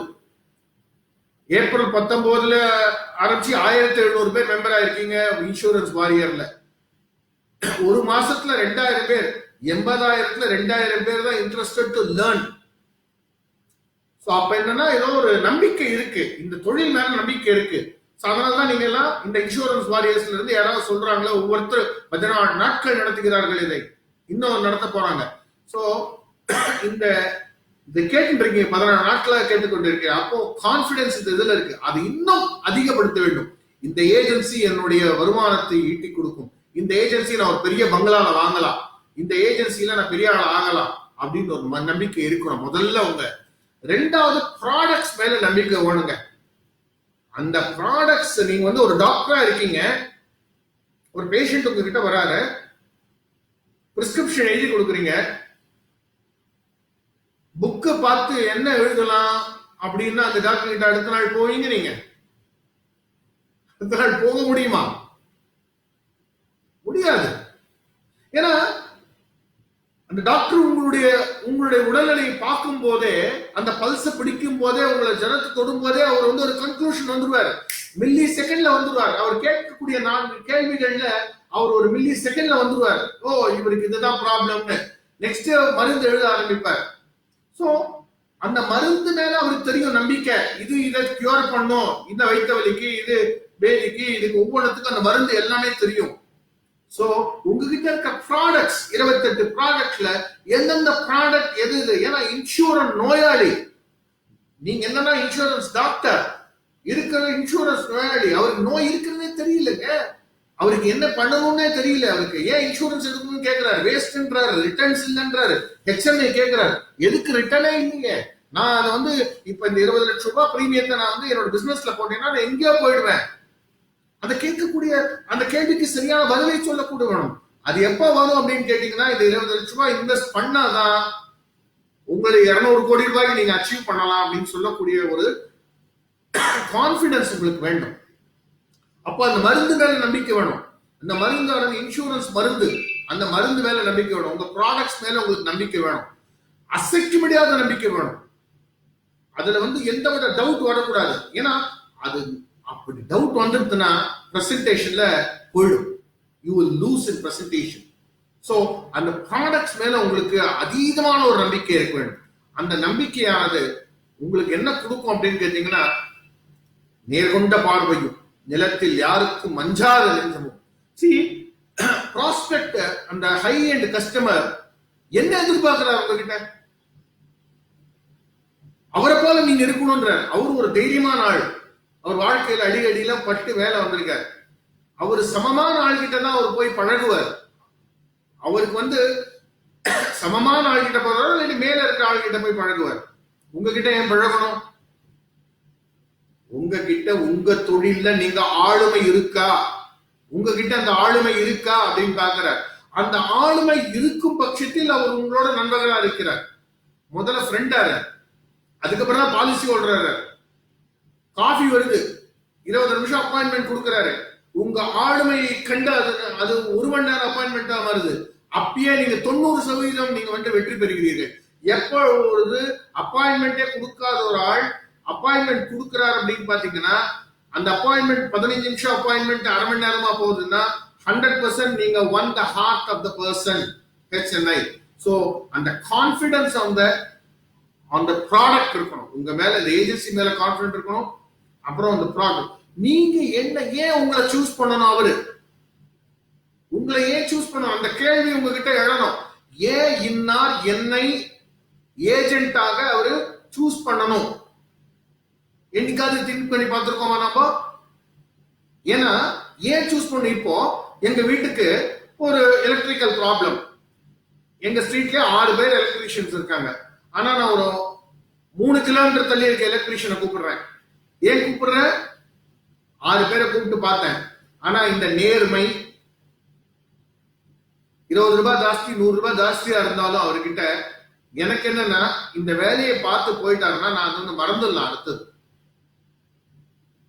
சோ அந்த ஒரு கான்பிடன்ஸ் நீங்க கொடுக்கணும். அதுக்கு என்ன மாதிரி முறைகள், என்ன மாதிரி கான்பிடன்ஸ் எல்லாம் கொடுக்கலாம்? பாலிசியா கொடுக்கல அவருக்கு, நான் என்ன மாதிரி கான்பிடன்ஸ் கொடுக்கலாம்? நிறைய விஷயங்கள் நாம கத்துக்கணும். ஒரு HNI பார்க்க போகும்போது நிறைய விஷயங்கள் நாம பேசிக்கொண்டே போகலாம். நடை, உடை, பாவனை, முகபாவங்கள், அவருடைய வெர்பல் கம்யூனிகேஷன், நான் வெர்பல் கம்யூனிகேஷன். வெர்பல் கம்யூனிகேஷன் என்றால் நான் வார்த்தையால் சொல்லப்படுகிறது. நான் வெர்பல் கம்யூனிகேஷன் என்றால் என்ன அப்படின்னு பாத்தீங்கன்னா, நான் வெர்பல் பேச்சே கிடையாது, ரப்பன்ட்டு போயிடுவார். ஆயிருக்கு, எல்லாருக்கும் ஆயிருக்கு. யாருக்கு ஆகல? எனக்கா இருக்கு, 1000 தடவை ஆயிருக்கு. அவர் பேசவே மாட்டார், உங்களை உதாசீனம் பண்ணி தள்ளி விட்டு போயிடுவார். கோபம் வரும், கோபம் வந்து ஒண்ணு பிரயோஜனமே கிடையாது. கோபப்பட்டா எதுவுமே கிடையாது. எங்க கோபப்படணும் அங்கதான் கோபப்படணும். ஏன் ஒதுக்குனார்? சோ என்னுடைய ஏதோ ப்ராப்ளம் என்கிட்ட இருக்கு, நான் வந்து ஒதுக்கப்பட்டேன். ஏன் ஒதுக்கப்பட்டேன்? அவர் லெவலுக்கு நான் வரல. அவருக்கு என்னன்றது நான் பார்க்கல. சோ நான் என்ன அடிஷனல் ஆட் பண்ண போறேன் அவருக்கு? மேரிட் உமன் ப்ராப்பர்ட்டி பத்தி சொல்ல போறேன்னா, ஆர் சக்சசிவ் நாமினேஷன் பத்தி சொல்ல போறேன்னா, ஆர் மல்டிபிள் நாமினேஷன் பத்தி சொல்ல போறேன்னா, ஆர் ஆல்டர்னேட் நாமினேஷன் பத்தி சொல்ல போறேன்னா, இல்லன்னா அசைன்மெண்ட் பத்தி பேச போறேன்னா, இல்ல என்ன பேச போறேன்? நான் என்ன சப்ஜெக்ட் எக்ஸ்ட்ராவா கொடுக்க போறேன் அவருக்கு? சார் இதை பத்தி தெரியுமா? எம்டபிள்யூபி பத்தி தெரியுமா உங்களுக்கு? எம்டபிள்யூபி என்ன? மெடிக்கல் வித்தவுட் பார்ட்டியா? டம். மெடிக்கல் வித்தவுட் பார்ட்டி கிடையாது, married woman property act. So என்ன கொடுக்க போறோம்? என்கிட்ட என்ன இருக்கு? ஒன்னே ஒண்ணு ஞாபகம் வச்சுக்கோங்க, நீங்க உலகத்துக்கு எவ்வளவு கொடுக்குறீங்களோ உலகம் உங்களுக்கு அதுக்கு மேல 10 படம் கொடுக்குங்க. இது மாத்திரம் சத்தியமான உண்மை. நான் உணர்வு பூர்வமாக இல்ல, நான் வந்து உணர்ந்த உண்மை, சத்தியமான உண்மை. யாருக்கும் எதையும் நான் மறைப்பதில்லை. என்ன தெரிஞ்சோ தெரியுதுன்னு சொல்லி கொடுக்குறோம். சோ அது எவ்வளவு கொடுக்குறீங்களா அந்த அந்த உலகமானது உங்களுக்கு திருப்பி கொடுக்கும். So what you call that? You have to give. என்ன கொடுக்கணும்ன்றத நீ யோசிக்கணும். ரெண்டாவது பாத்தீங்கன்னா என்ன ப்ராப்ளம்னா, இந்த முதல் சொன்ன ஃபேக்கா இருந்தீங்கன்னு வச்சுங்க, ஃபேக்கா கான்பிடன்ஸ், ஃபேக்கா உங்க ப்ராடக்ட் மேல நம்பிக்கை இருந்ததுன்னா இந்த ஹெச்என்ஐஸ் 2 நிமிஷத்துல உங்களை கண்டுபிடிச்சிருவாங்க. அதான் பெரிய ப்ராப்ளம். ஒரு ஃபேக்னா ஒரு நம்பிக்கை இருக்கிற மாதிரி, ப்ராடக்ட் மேல நம்பிக்கை இருக்கிற மாதிரி ஒரு தோரணை. அவர் 6வது கொஸ்டின் கேட்கும் போது காலி. அவன் எல்ஐசியில இந்த நேற்று காலையில படிச்சேன், இந்த சால்வன்சி மார்ஜின்ல வந்து எல்ஐசி தான் லோ ஆச்சு. அது வந்து 1.52% தான் வச்சிருக்காங்களாமே, மீதி கம்பெனி எல்லாம் 3% வச்சிருக்காங்களாமே சால்வன்சி மார்ஜின்ல அப்படின்னு கேட்டாருன்னு வச்சீங்க. அப்ப என்ன பதில் கொடுக்கறது? நம்ம நேச்சுரலா பாத்தீங்கன்னா எல்ஐசி சால்வன்சி மார்ஜின்ல 1.5%, 1.57% தான் வச்சிருக்காங்க. இதுக்கு என்ன பதில் கொடுக்கலாம்? அவர் நம்மளுக்கு கொஸ்டினை தூக்கி போடுறாரு. அவர் வந்து முதல் எல்ஐசி மேல் நம்பிக்கை இருக்கா, உங்க ப்ராடக்ட் மேல் நம்பிக்கை இருக்கான்னு பாக்குறது தூக்கி போடுற கொஸ்டின் இது. அந்த கொஸ்டினுக்கு சரியான ஆன்சர் நாம வந்து சொல்லல அப்படின்னா என்ன ஆகும்னா, we are lost the contact. சரி சார் பார்க்கலாம் அப்படின்னு சொல்லுவார். இல்லன்னா நீங்க ஆன்சர் பண்ணீங்கன்னா பிரேக்ஃபாஸ்டோட பாலிசி வாங்கிக்கலாம், லஞ்சோட பாலிசி வாங்கிக்கலாம். எல்ஐசியோட 1.5% ஏன் அப்படின்னு பாத்தீங்கன்னா, எல்ஐசியோட ஸ்ட்ரென்த் என்ன? லைஃப் ஃபண்ட் எவ்வளவு? 28 லட்சம் கோடி லைஃப் ஃபண்ட், 32 லட்சம் கோடி அசெட். எப்பயுமே life fund is a liability and asset அதுக்கு மேல இருக்கு. 28 லட்சம் கோடி லைஃப் ஃபண்ட், 32 லட்சம் கோடி இஸ் த அசெட். சோ இந்த 28 லட்சம் கோடிக்கு 1.5% போட்டா 57,000 கோடி எல்ஐசி எடுத்து வச்சிருக்காங்க. 57,000 கோடியை நான் அவருக்கு சொன்னேன், 57,000 கோடி எடுத்து வச்சிருக்காங்க. இந்த எல்லா பிரைவேட் கம்பெனியோட கேபிட்டல் சேர்த்தா கூட 57,000 கோடி வராது சார் அப்படின்னு. 4,97,000 ரூபாய் செக் எழுதி கொடுத்தாரு ஜீவன் உமங்குக்கு. நாம எப்படி பதில் பேசுறோம்ன்றத பொறுத்து இருக்கு. எதுக்கு சொல்றேன்னா, அந்த கான்பிடன்ஸ் வரணும். அந்த கான்பிடன்ஸ் வந்ததுன்னா it is you will enter into anybody's. see, ஒரு பிரைம் மினிஸ்டரா இருக்கட்டும், ஒரு பிரசிடென்டா இருக்கட்டும், என்ன பெரிய ஆளா இருக்கட்டுமே. இப்போ போரிஸ் ஜான்சன் யூகேவோட பிரைம் மினிஸ்டர், அவருக்கு கொரோனா வந்துட்டு 15 நாள், எவ்வளவு பெரிய ஆளா இருக்குமே. அவர் டாக்டர், அங்க நர்ஸ் என்ன சொல்றாங்களோ அதான் கேட்டாகணும். அன்னைக்கு அவர் கண்ட்ரோல் தான் அது, என்ன மாத்திரை எடுக்கணும். சோ இன்சூரன்ஸ் என்று வந்தால் நீங்க தான் கண்ட்ரோல் பண்ணணும். ஆனா அதுக்கு நம்பிக்கை ஏற்றபடி உங்க நாலேஜ் இருக்கணும், கான்பிடன்ஸ் இருக்கணும். முதல்ல உங்க மேல கான்பிடன்ஸ், உங்களுடைய கம்பெனி மேல கான்பிடன்ஸ், உங்க ப்ராடக்ட் மேல கான்பிடன்ஸ், நீங்க கொடுக்கக்கூடிய சர்வீஸ் மேல கான்பிடன்ஸ். இது 4 வந்துருக்குன்னா wonderful. Nobody can touch you. So referral method ஈஸியா வந்துரும். So ஆத்தென்டிசிட்டி, நீங்க பேசக்கூடிய ஒவ்வொரு வார்த்தைகளிலும் ஒரு ஆத்தென்டிசிட்டி வேண்டும். எதையே நம்ம வந்து தப்பா பேசிடக்கூடாது. ஏன்னா ஞாபகம் வச்சுக்கோங்க, எந்த ஒரு வார்த்தையுமே ரெக்கார்ட் ஆயிடும் கஸ்டமருக்கு. இன்னைக்கு இருக்கிற கூகுள் வேர்ல்டுல நீங்க பேசக்கூடிய ஒவ்வொரு வார்த்தைகளும் ரெக்கார்ட் ஆகி 2000 வருஷத்துக்கு டெஸ்ட் பண்றாரு. உங்ககிட்ட பேசினே இருக்கும் போது செக் பண்ணுவாரு. சோ வார்த்தைகளை தரமாக பயன்படுத்த வேண்டும். அது வந்து உங்களுடைய வார்த்தைகள் ஒவ்வொன்றும் ஒரு ப்ராடக்ட் பத்தி சொல்லும் போது அது ஆத்தென்டிசிட்டி இருக்கணும். என்ன ஆத்தென்டிசிட்டி சார்? செக்ஷன் 1010D அதை பத்தி கிளீனா தெரிஞ்சு வச்சிருக்கணும். சார் ஜீவன் சாந்தி பென்ஷன் டாக்ஸபிளா? 100% டாக்ஸபிள் சார். Sir 194D. இந்த வார்த்தைகள் நம்மளுக்கு ரொம்ப பெருசா தேவையில்லை. நம்மளுக்கு சீரியஸ் ஒரு 10 செக்ஷன் தாங்க நம்மளுக்கு. 80C, 1010D, 194D, 37(1) insurance act. இந்த வார்த்தைகள்லாம் நீங்க கொஞ்சம் புரிய வச்சுக்கன்னா, சில வார்த்தைகள் சொல்லும் போது ஏன் LIC பெரியது அப்படின்னு சொல்லும் போது, சார் இன்சூரன்ஸ் ஆக்ட் 37(1) அப்படின்னா என்னங்க? இன்சூரன்ஸ் ஆக்ட் 37(1) என்ன சொல்லுதுன்னா, every money will be paid by cash by the government of India. வேற எந்த ஒரு நிறுவனத்துக்குமே இல்லாத ஒரு பெரிய ஒரு கேரண்டி 37 இன்சூரன்ஸ் ஆக்ட்ல இருக்கு. LIC ஆக்ட்ல. சோ நீங்க வந்து அந்த ஆக்ட சொல்லணும், அந்த வார்த்தையை சொல்லணும். அப்ப என்ன ஆகும்னா உங்களுக்கு வேற ஒரு ஆத்தென்டிசிட்டி கிடைக்கும். நீங்க சொல்லக்கூடிய வார்த்தை சொல்வன்மைக்கு ஒரு மரியாதை கிடைக்கும். அந்த மரியாதையானது உங்க கிட்ட போகும், இந்த நெருக்கமாகும். ஒன்னே வச்சுக்கோங்க, HNI எடுத்த உடனே போட்டவங்க கொடுத்துட மாட்டாங்க. HNI அவங்களை எடை போடுவாங்க. உங்களை எடை போடு எடுத்து உங்க கான்பிடன்ஸ் எடை போடுவாங்க. உங்க கான்பிடன்ஸ் நல்லா இருக்கா? Right, okay. அடுத்தது உங்களுடைய ஆத்தென்டிசிட்டி செக் பண்ணிப்பாங்க. நீங்க சொல்றதெல்லாம் கரெக்டா இருக்காங்க. ஏன்னா பாத்தீங்கன்னா அவங்கள சுத்தி 100 ஏஜென்ட்ஸ் இருக்கலாம், 2-3 ஆடிட்டர்ஸ் இருக்கலாம். அவங்க கிராஸ் வெரிஃபை பண்ணிக்கூடிய பெரிய ஆளுகிட்ட வெரிஃபை. ஏங்க நாம ஒரு சின்னதா ஒரு ஏதாவது பண்ணணும், ஒரு ஃப்ரிட்ஜ் வாங்கணும், வீட்டுல ஒரு டிவி வாங்கணும். எத்தனை ஃப்ரெண்ட்ஸை நம்ம கேட்கிறோம், எத்தனை ரிலேட்டிவ்ஸ் கேட்கலாம், என்னம்மா எந்த டிவி வாங்கலாமா சொல்லுமா அப்படின்னு நம்ம ஐடியா கேட்கிறோம். ஏங்க அவங்க லெவல்ல எத்தனை பேரை கன்சல்ட் பண்ணுவாங்க, அவங்க எத்தனை பேர் படிப்பாங்க. ஸோ ஆத்தென்டிசிட்டிக்கா நீங்க இன்னைக்கு ஆத்தென்டிக்கா பேச பழகிக்கணும். அதுக்கு ஒரு 10-15 ஆக்ட் எல்லாம் தெரிஞ்சு வச்சுக்கணும். என்னென்ன ஆக்ட்ன்றது அதெல்லாம் தெரிஞ்சு வச்சுக்கும் போது என்ன ஆகும்னா, உங்கள் மேல ஆத்தென்டிசிட்டி இருக்கும் போது they will definitely will make it. மூணாவது, உங்ககிட்ட வந்து ப்ரிப்பரேஷன் இருக்கும். ஒரு ஆளை போய் ஒரு ப்ராஸ்பெக்ட போய் சஸ்பெக்ட் வந்து கண்டுபிடிச்சு வச்சுட்டீங்க, அந்த ப்ராஸ்பெக்ட போய் பார்க்கும்போது ப்ரிப்பரேஷன் வேணும். ப்ரிப்பரேஷன் இல்லாம நீங்க போய் பார்க்கும்போது என்ன ஆகும்னா, தோல்வியோட சதவிகிதம் ஜாஸ்தியா இருக்கு. ஒரு ப்ரிப்பரேஷனோட போய் தோத்துட்டு வந்தோம்னு வச்சுங்களேன், சி இவ்வளோ பண்ணோம், இவ்வளோ ஒர்க் பண்ணோம், நம்ம தோத்துட்டோம், ஏன் தோத்தோம் அப்படின்னு யோசிக்கிறதுக்கு ஒரு உழைப்பு போட்டதுக்காக நம்ம யோசிப்போம். உழைப்பே இல்லை. அவர் 12 மணிக்கு வர சொன்னார், 10:45 போய் சும்மா அப்படியே போய் ஒரு நேரா போய் பைய தூக்கின்னு போய் தயவு செய்து HNI பார்க்க ப்ரிப்பேர் பண்ணின்னு போங்க. அவரை பத்தி தெரிஞ்சுங்க, அவரை பத்தி என்னென்ன இருக்கான்னு தெரிஞ்சுங்க. நெக்ஸ்ட் வர உங்களுக்கு என்னென்ன கேட்கணும்ன்றதெல்லாம் சொல்றேன். நான் ப்ரெசன்டேஷன் பத்தி என்னென்ன பண்ணலாம் அதெல்லாம் யோசிச்சு ஒரு சின்ன ப்ரிப்பரேஷன் பண்ணி போங்க மைண்ட்ல. அந்த ப்ரிப்பரேஷன் தான் உங்களை வந்து பெஸ்ட் ரிசல்ட்ஸ் கொடுக்கும். நான் ஒன்னே கேட்கிறேன், எதுக்காக உங்களுக்கு கமிஷன், ஹையர் கமிஷன் கொடுக்குறாங்க? இப்போ ஒரு கொஸ்டின் கேட்கிறேன். ஒரு பெரிய டாக்டருக்கு ஆபரேஷன் பண்ணி 2 லட்சம் ரூபாய் கொடுக்குறோம். ஏன் கொடுக்குறோம்?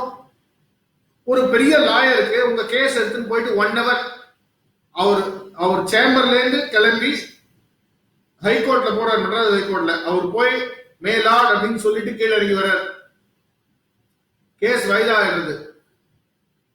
அவருக்கு 25,000 ரூபாய் ஒரு சிட்டிங் கொடுக்குறோமா, 50,000 கொடுக்குறோம். ஏன் கொடுக்குறோம்? ஒரு ஆர்கிடெக்ட போய் பார்க்கிறோம். எதுக்காக நம்ம வந்து பணத்தை கொடுக்குறோம்? ஒரு பெரிய பெரிய பணக்காரங்க ஏன் ஆர்கிடெக்ட் கிட்ட போய் பணத்தை கொடுத்து ஒரு வீடு கட்டுறாங்க? ஏன் பணத்தை ஆர்கிடெக்ட் கொடுக்கணும்? ஏன் கன்சல்டன்ட் கிட்ட போய் பெரிய பணத்தை கொடுக்குறாங்க? ஏன் பெரிய பெரிய பணக்காரன் பர்டிகுலர் ஏஜென்ட்டோட பிசினஸ் வச்சுக்கிறாங்க? என்ன ரீசன் இது? யாராவது சொல்ல முடியுமா? என்ன ரீசன்? ஒரே ஒரு காரணம் தான். எனக்கு என்ன ப்ராப்ளம் இருக்குன்னு எனக்காக அவர் திங்க் பண்ற அந்த திங்கிங்க்கு தான் அந்த கன்சல்டேஷன் ஃபீ. எனக்கு என்ன ஆறுது, எனக்கு ஒரு ப்ராப்ளம் இருக்கு, நான் வீடு கட்டணும், நான் 25 லட்சம் ரூபாய்க்கு வீடு கட்டணும், 30 லட்சம் ரூபாய்க்கு வீடு கட்டணும், ஆர்கிடெக்ட் போறேன், எனக்கு இப்படி இப்படி எல்லாம் வேணும், அதை திங்க் பண்ணக்கூடிய திங்கிங்க்கு தான் பைசா. நீங்க எப்போ உங்க ப்ராஸ்பெக்டுக்காக திங்க் பண்ண ஆரம்பிக்கிறீங்களோ அன்னைக்கு உங்க கமிஷன் வருமானம் சூப்பரா இன்க்ரீஸ் ஆகும். நீங்க அவர்கிட்ட போய் இந்த 25 லட்சம் எடுத்துன்னு வந்துடலாம், 1 கோடி எடுத்துன்னு வந்துடலாம், 50 லட்சம் எடுத்துன்னு வந்துடலாம், தயவு செய்து நீங்க அங்க போய் பணத்தையோ பிசினஸையோ எடுத்துன்னு வரணும்னு நினைப்புல அது மண்டையில் பின்னாடி இருக்கணும். இவர்கிட்ட எப்படி இருந்தாலும் ஒரு பிசினஸ் வாங்கணும்ன்றது அது இருக்கணும். அது எப்பயுமே அது நம்மளுடைய இருக்கக்கூடிய ஒரு நேச்சுரல் இன்ஸ்டிங். ஆனா அந்த இன்ஸ்டிங் இந்த தொழில் தர்மத்தை கெடுக்க கூடாது. இவருக்கு என்ன பண்ணலாம், நான் ஐயோ 30 கோடி ரூபாய் லோன் வாங்கி வச்சிருக்காரு பேங்க்ல, இவருக்கு என்ன பண்ணலாம், என்ன மாதிரி கொடுக்கலாம் இவருக்கு இன்சூரன்ஸ், திங்க் பண்ண ஆரம்பிங்க. அவர் சார் எப்பொழுது நீங்கள் இன்னொருக்காக நினைக்கிறீர்களோ, இன்னொருக்காக உழைக்கிறீங்களோ, அன்னைக்குதான் சமுதாயத்தில் உங்களுடைய மரியாதை இன்க்ரீஸ் ஆகும். அது மட்டும் எந்த தொழிலையும் வச்சுங்க, எந்த தொழில் வேணா எடுத்துங்க. நல்ல டாக்டர்ஸ் இருக்காங்க, கெட்ட டாக்டர்ஸ் இருக்காங்க, நல்ல அட்வொகேட் இருக்காங்க, கெட்ட அட்வொகேட் இருக்காங்க, நல்ல அரசியல்வாதி இருக்காங்க, கெட்ட அரசியல்வாதி. எல்லா தொழிலும் பாத்தீங்களா, யார் எனக்காக எனக்காக யார் திங்க் பண்ண ஆரம்பிக்கிறாங்களோ அப்பதான் you will be in a position to grow. So think positively about the அவங்களை பத்தி என்ன வேணும், அவங்களுக்கு என்ன கொடுக்கலாம், as a doctor இந்த மருந்து கொடுக்கலாம் நம்ம அப்படின்றது பண்ணணும். இதுக்கு மேஜரா கம்யூனிகேஷன் நம்மளுக்கு வேணும். கம்யூனிகேஷன்ல நாம என்ன சொல்ல வரோன்றதை நம்ம அவருக்கு தெளிவா புரிய வைக்கணும். ஒரு 15-20 நிமிடங்களில் அவருக்கு நம்ம என்ன சொல்ல வரோன்றது புரிய வைக்கணும். இந்த HMI கஸ்டமர்ஸ் பொறுத்த மட்டும் பாத்தீங்கன்னா, நீங்க ஒரு சின்ன டெக்னிக் போடணும். நீங்க பேசக்கூடாது. ஒரு சின்ன கதை. ஒரு மன்னன், அவருக்கு வயதாயிடுத்து. அவர் என்ன பண்ணாரு, அவர் அவருடைய மகனை இளவரசன் ஆக்குறாரு. அவருக்கு அனுபவம் வாய்ந்த மன்னர். அவர் என்ன பண்ணாரு, அவருடைய மாங்க கூப்பிட்டு, குருமாரை கூப்பிட்டு, dear Monk, I want to train you to train my son அப்படின்றார். அந்த மாங்க் என்ன பண்றாரு, சரி ஓகே, அந்த இளவரசரை கூப்பிட்டு, நீ மாத்திரம் தனியா 1 மாசம் காட்டுல போய் எடுத்துட்டு வான்ற. ராஜா கேட்கிறார்,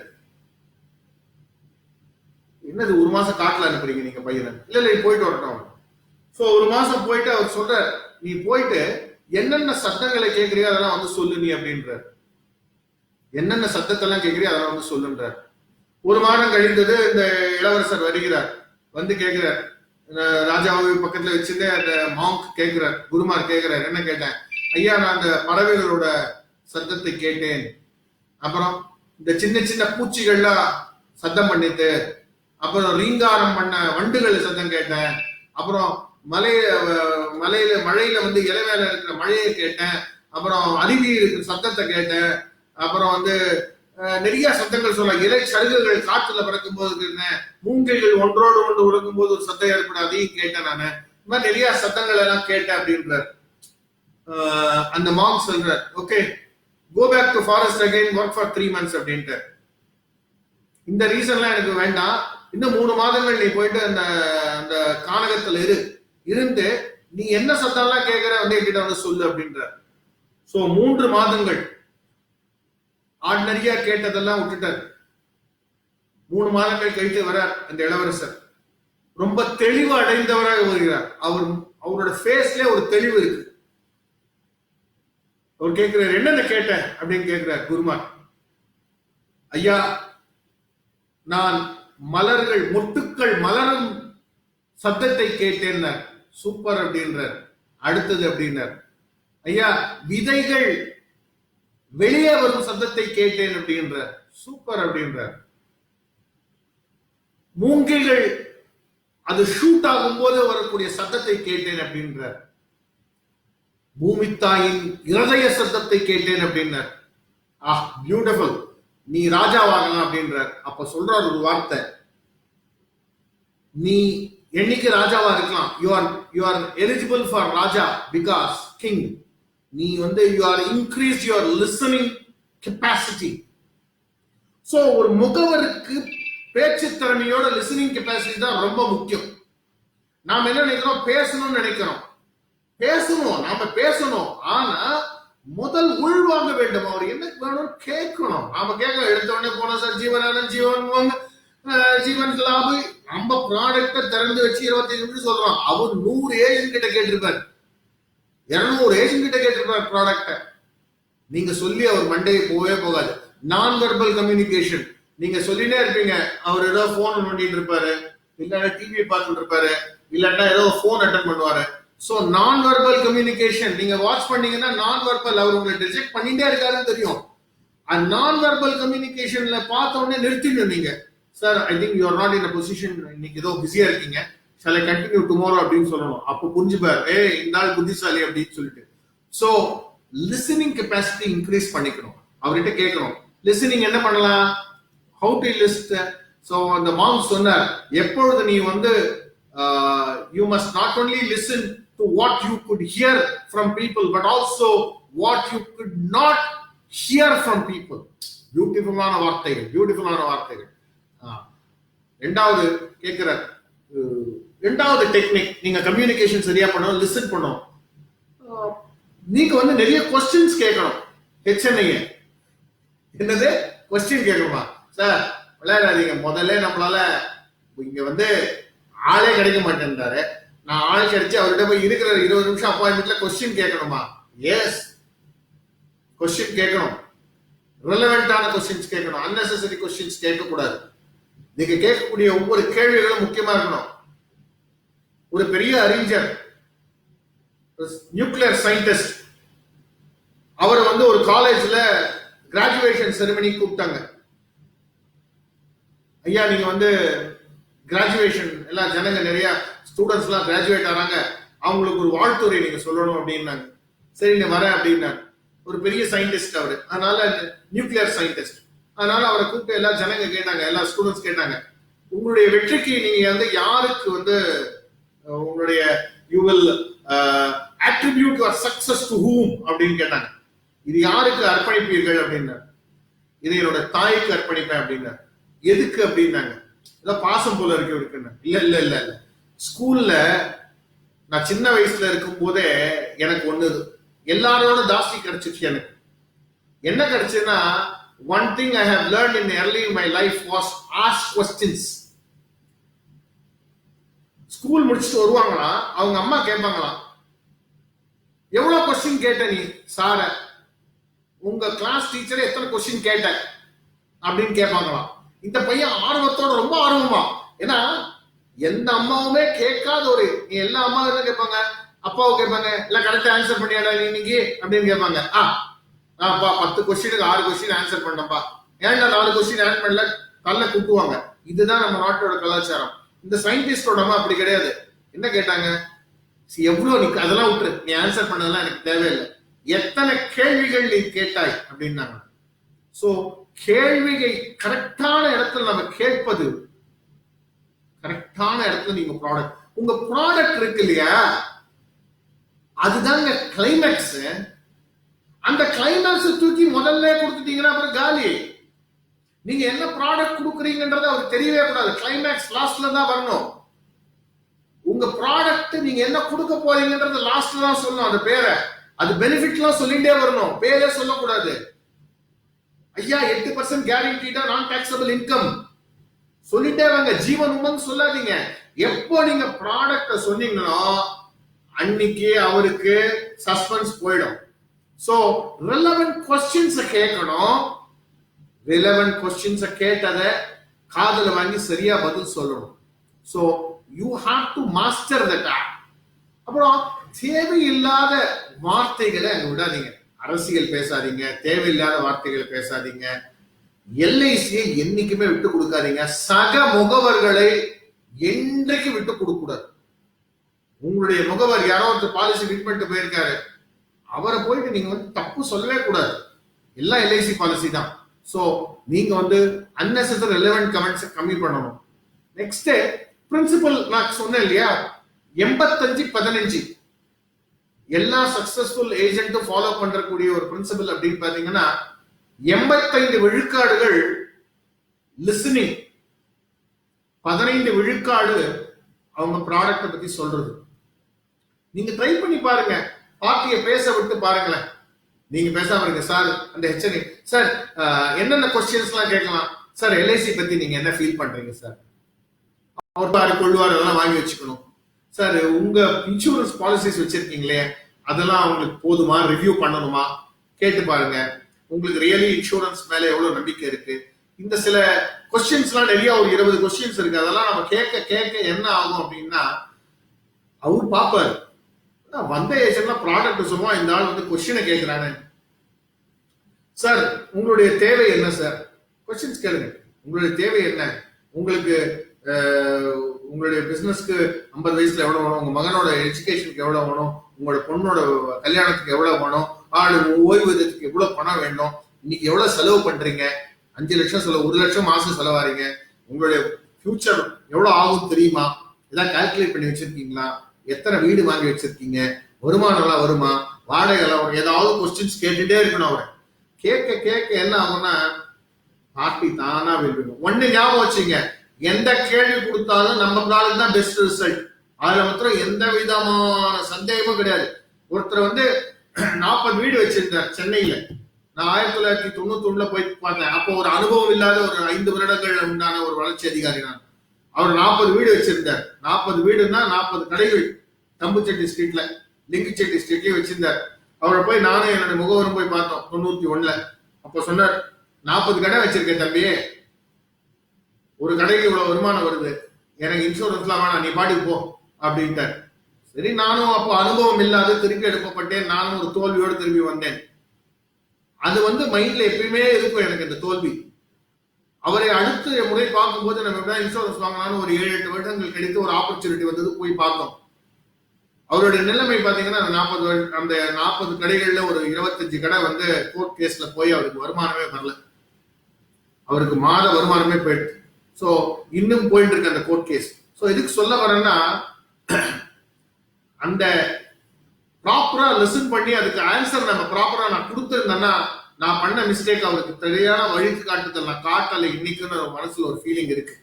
சோ 85% லிசனிங், 15% ப்ராப்பர் ஆன்சர் கொடுக்கும் போது என்ன ஆகும்னா, சொல்யூஷன் கொடுக்கும் போது you will have. Sir CV. Raman சொல்லியிருக்கார். சி.வி. ராமன் என்ன சொல்லியிருக்கார், Nobel laureate sir CV. Raman insurance பத்தி சொல்லியிருக்கார். என்ன சொல்லியிருக்கார், financial immortality can be achieved by insurance. financial immortality என்ன வார்த்தை பாருங்க, சாகாவரம். ஒரு இன்சூரன்ஸ் பாலிசி ஒருவனுக்கு சாகாவரம் கொடுக்கின்றது. Sir CV. ராமன் சொல்லியிருக்கார். அடுத்த வார்த்தை சொல்றார், the balance sheet of the family economics is exposed only when a person dies. Very sad. அவர் சொல்றார், ஒரு ஃபேமிலியோட பேலன்ஸ் ஷீட் என்னைக்கு வெளியே தெரியுது தெரியுமா, என்னைக்குமே வெளியே தெரியல.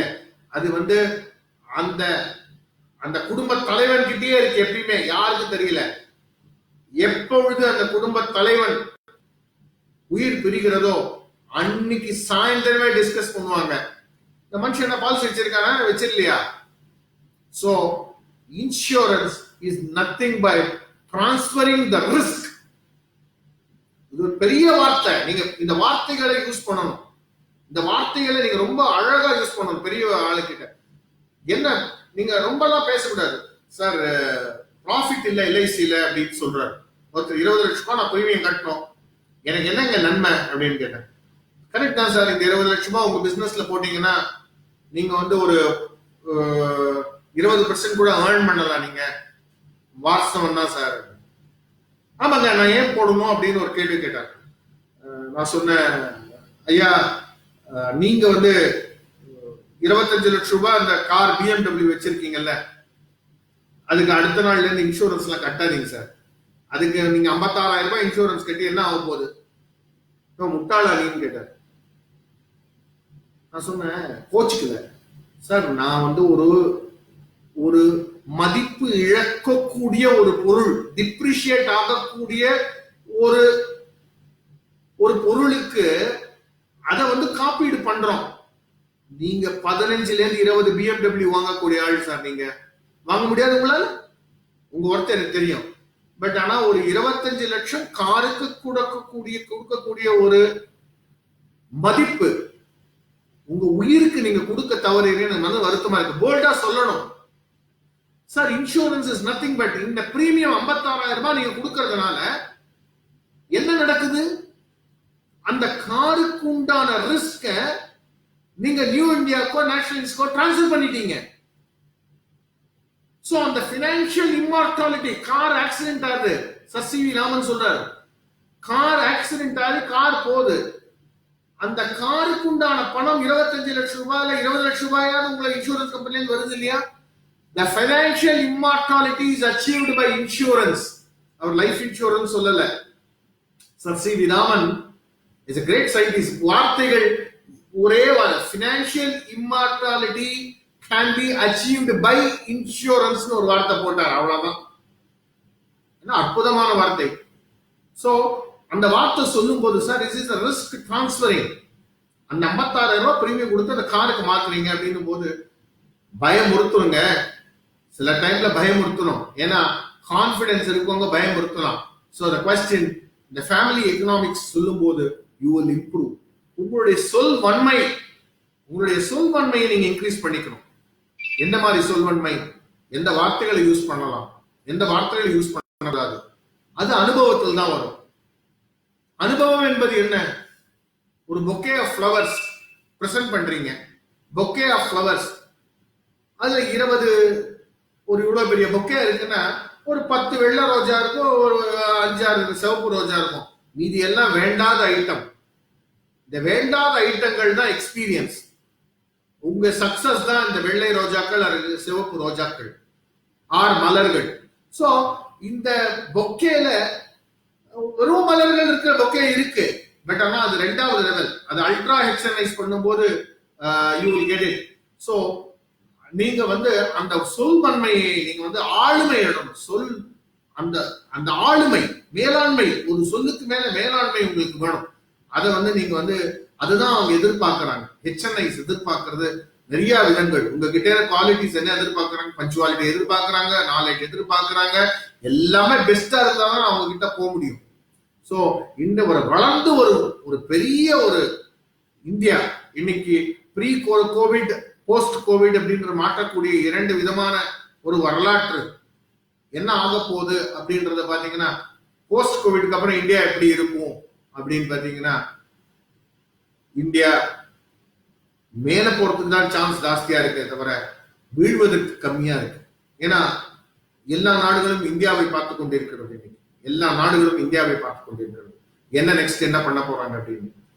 இந்த ஒரு போர்க்காலத்தில் நம்ம இருக்கிறோம். எப்படி ஒரு போர்க்காலத்தில் நம்ம வந்து உள்ள இருப்போமோ அது மாதிரி இந்த 40 நாட்கள் நம்ம உள்ள இருந்தோம். இந்த ரிலாக்ஸேஷன் வந்து ஆயிருக்கு.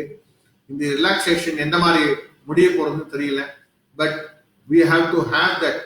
and இந்த ரிலாக்ஸேஷன் முடிந்த அப்புறம் நாம என்ன பண்ண போறோம் அப்படின்றது, என்னெல்லாம் இந்த 40 நாட்கள் கத்துந்தோமோ, இந்த 40 நாட்கள் என்னென்ன கற்பித்ததோ, இந்த கொரோனா என்ன கற்பித்ததோ, அந்த எல்லாத்தையும் நாம வந்து ஒரு அனுபவமா எடுத்துக்கணும். அந்த அனுபவத்தை நாம வந்து ஒரு படிக்கல்லா எடுத்துட்டு நாம வந்து we have to go further. ஏன்னா உட்கார்ந்து இருக்க முடியாது. அக்னி குஞ்சை கொண்டு கண்டேன் அங்க ஒரு குண்டிலே இட்டேன் அப்படின்னு நான் பாரதி. அதுல வந்து பாத்தீங்கன்னா அக்னி குஞ்சுக்கு மூப்பென்றும் இளையதென்றும் கிடையாது அப்படின்ட்டான். சின்ன ஸ்பார்க் கிடைச்சிருக்கு இன்னைக்கு நம்மளுக்கு. அந்த ஸ்பார்க்கை எடுத்துட்டு போய் நீங்க வந்து பொந்துல வச்சிடணும். ஆனா டிலே பண்ண என்ன ஆகும்னா, இந்த 40 நாள் கத்து எல்லார்கிட்டையும் எல்லா ஆசான்கிட்டையும் நீங்க கத்துட்ட எல்லாத்தையும் நீங்க இம்ப்ளிமெண்ட் பண்ண ஆரம்பிக்கும். நிறைய விஷயங்கள் கத்துட்டு இருப்பீங்க இன்னைக்கு. இன்னைக்கு எல்லா விஷயங்கள் இந்த 15-20 நாட்கள்ல நிறைய விஷயங்களை கற்றுட்டு இருப்பீங்க. எல்லா விஷயங்களையும் நீங்க வந்து இம்ப்ளிமெண்ட் பண்ண ஆரம்பிக்கணும். நாலேஜாக இருந்ததுன்னா ஒண்ணு யூஸ் இல்லை. அது வந்து ஒரு அனுபவமாக மாற வேண்டும். அது நெகட்டிவ், தட் இஸ் ஒரு தோல்வியாக இருக்கலாம், ஒரு வெற்றியாக இருக்கலாம். ஏன்னா தோல்வின்றது ஒரு வெளிப்பாடு, அது வந்து உங்க அனுபவத்தை கொடுக்கிறது. வெற்றின்றது அது ஒரு இன்னொரு அனுபவத்தை கொடுக்கிறது. இந்த தோல்வி வெற்றிகள் இடையே நாம் வந்து இசிஜி கிராஃப் எப்படி இப்படி இப்படி இருக்கோ அப்பதான் வாழ்க்கை ஓடும். ஒரே மாதிரி இப்படியே இசிஜி கிராஃப் இருந்ததுன்னா கோவிந்தா. அந்த மாதிரி இசிஜி கிராஃப் போல எவ்ரிடே பெரிய பெரிய ஹெச்என்ஐ ஏஜென்ட்ஸ் 6 கோடி வாங்குறாங்க. அவங்க எல்லா காலம் சக்சஸ் ஆகுதா? கிடையாது. எல்லாருக்கும் எவ்ரி நாள் ஒரு சக்சஸ் கால் இருக்கும், ஒரு ஃபெயிலியர் கால் இருக்கும். உங்களுக்கும் அந்த பெரிய ஏஜென்ட்டுக்கும் என்ன வித்தியாசம் அப்படின்னு பாத்தீங்கன்னா, அவங்க வந்து அந்த ரேஷியோவை கம்மி பண்றாங்க அனுபவத்தின் மூலம். ஒரு 10 பேரை பார்த்தா புது ஏஜென்ட் ஒரு ஆள் பாலிசி போடுவார். ஆனா ஒரு சக்சஸ்ஃபுல் ஏஜென்ட் 10 பேரை பார்த்துட்டாருன்னா 8 பேர் கூடக்கூடிய. சோ இந்த 1ல இருந்து 8 ஆகக்கூடிய, இன்னைக்கு 8 நாள் 8 பாத்தீங்கன்னா 1 2 3 4 5 6 7 8 9 சைஃபர். 8 என்ற ஒரு நம்பர் மாத்திரம் தான் மேல போகக்கூடிய நம்பர். இந்த 8ஆம் தேதி நாம் இந்த ஒரு அற்புதமான ஒரு பிக் ட்ரீம் அண்ட் பிக் பிரீமியத்தை பத்தி ஓரளவுக்கு பேசி இருக்கோம்.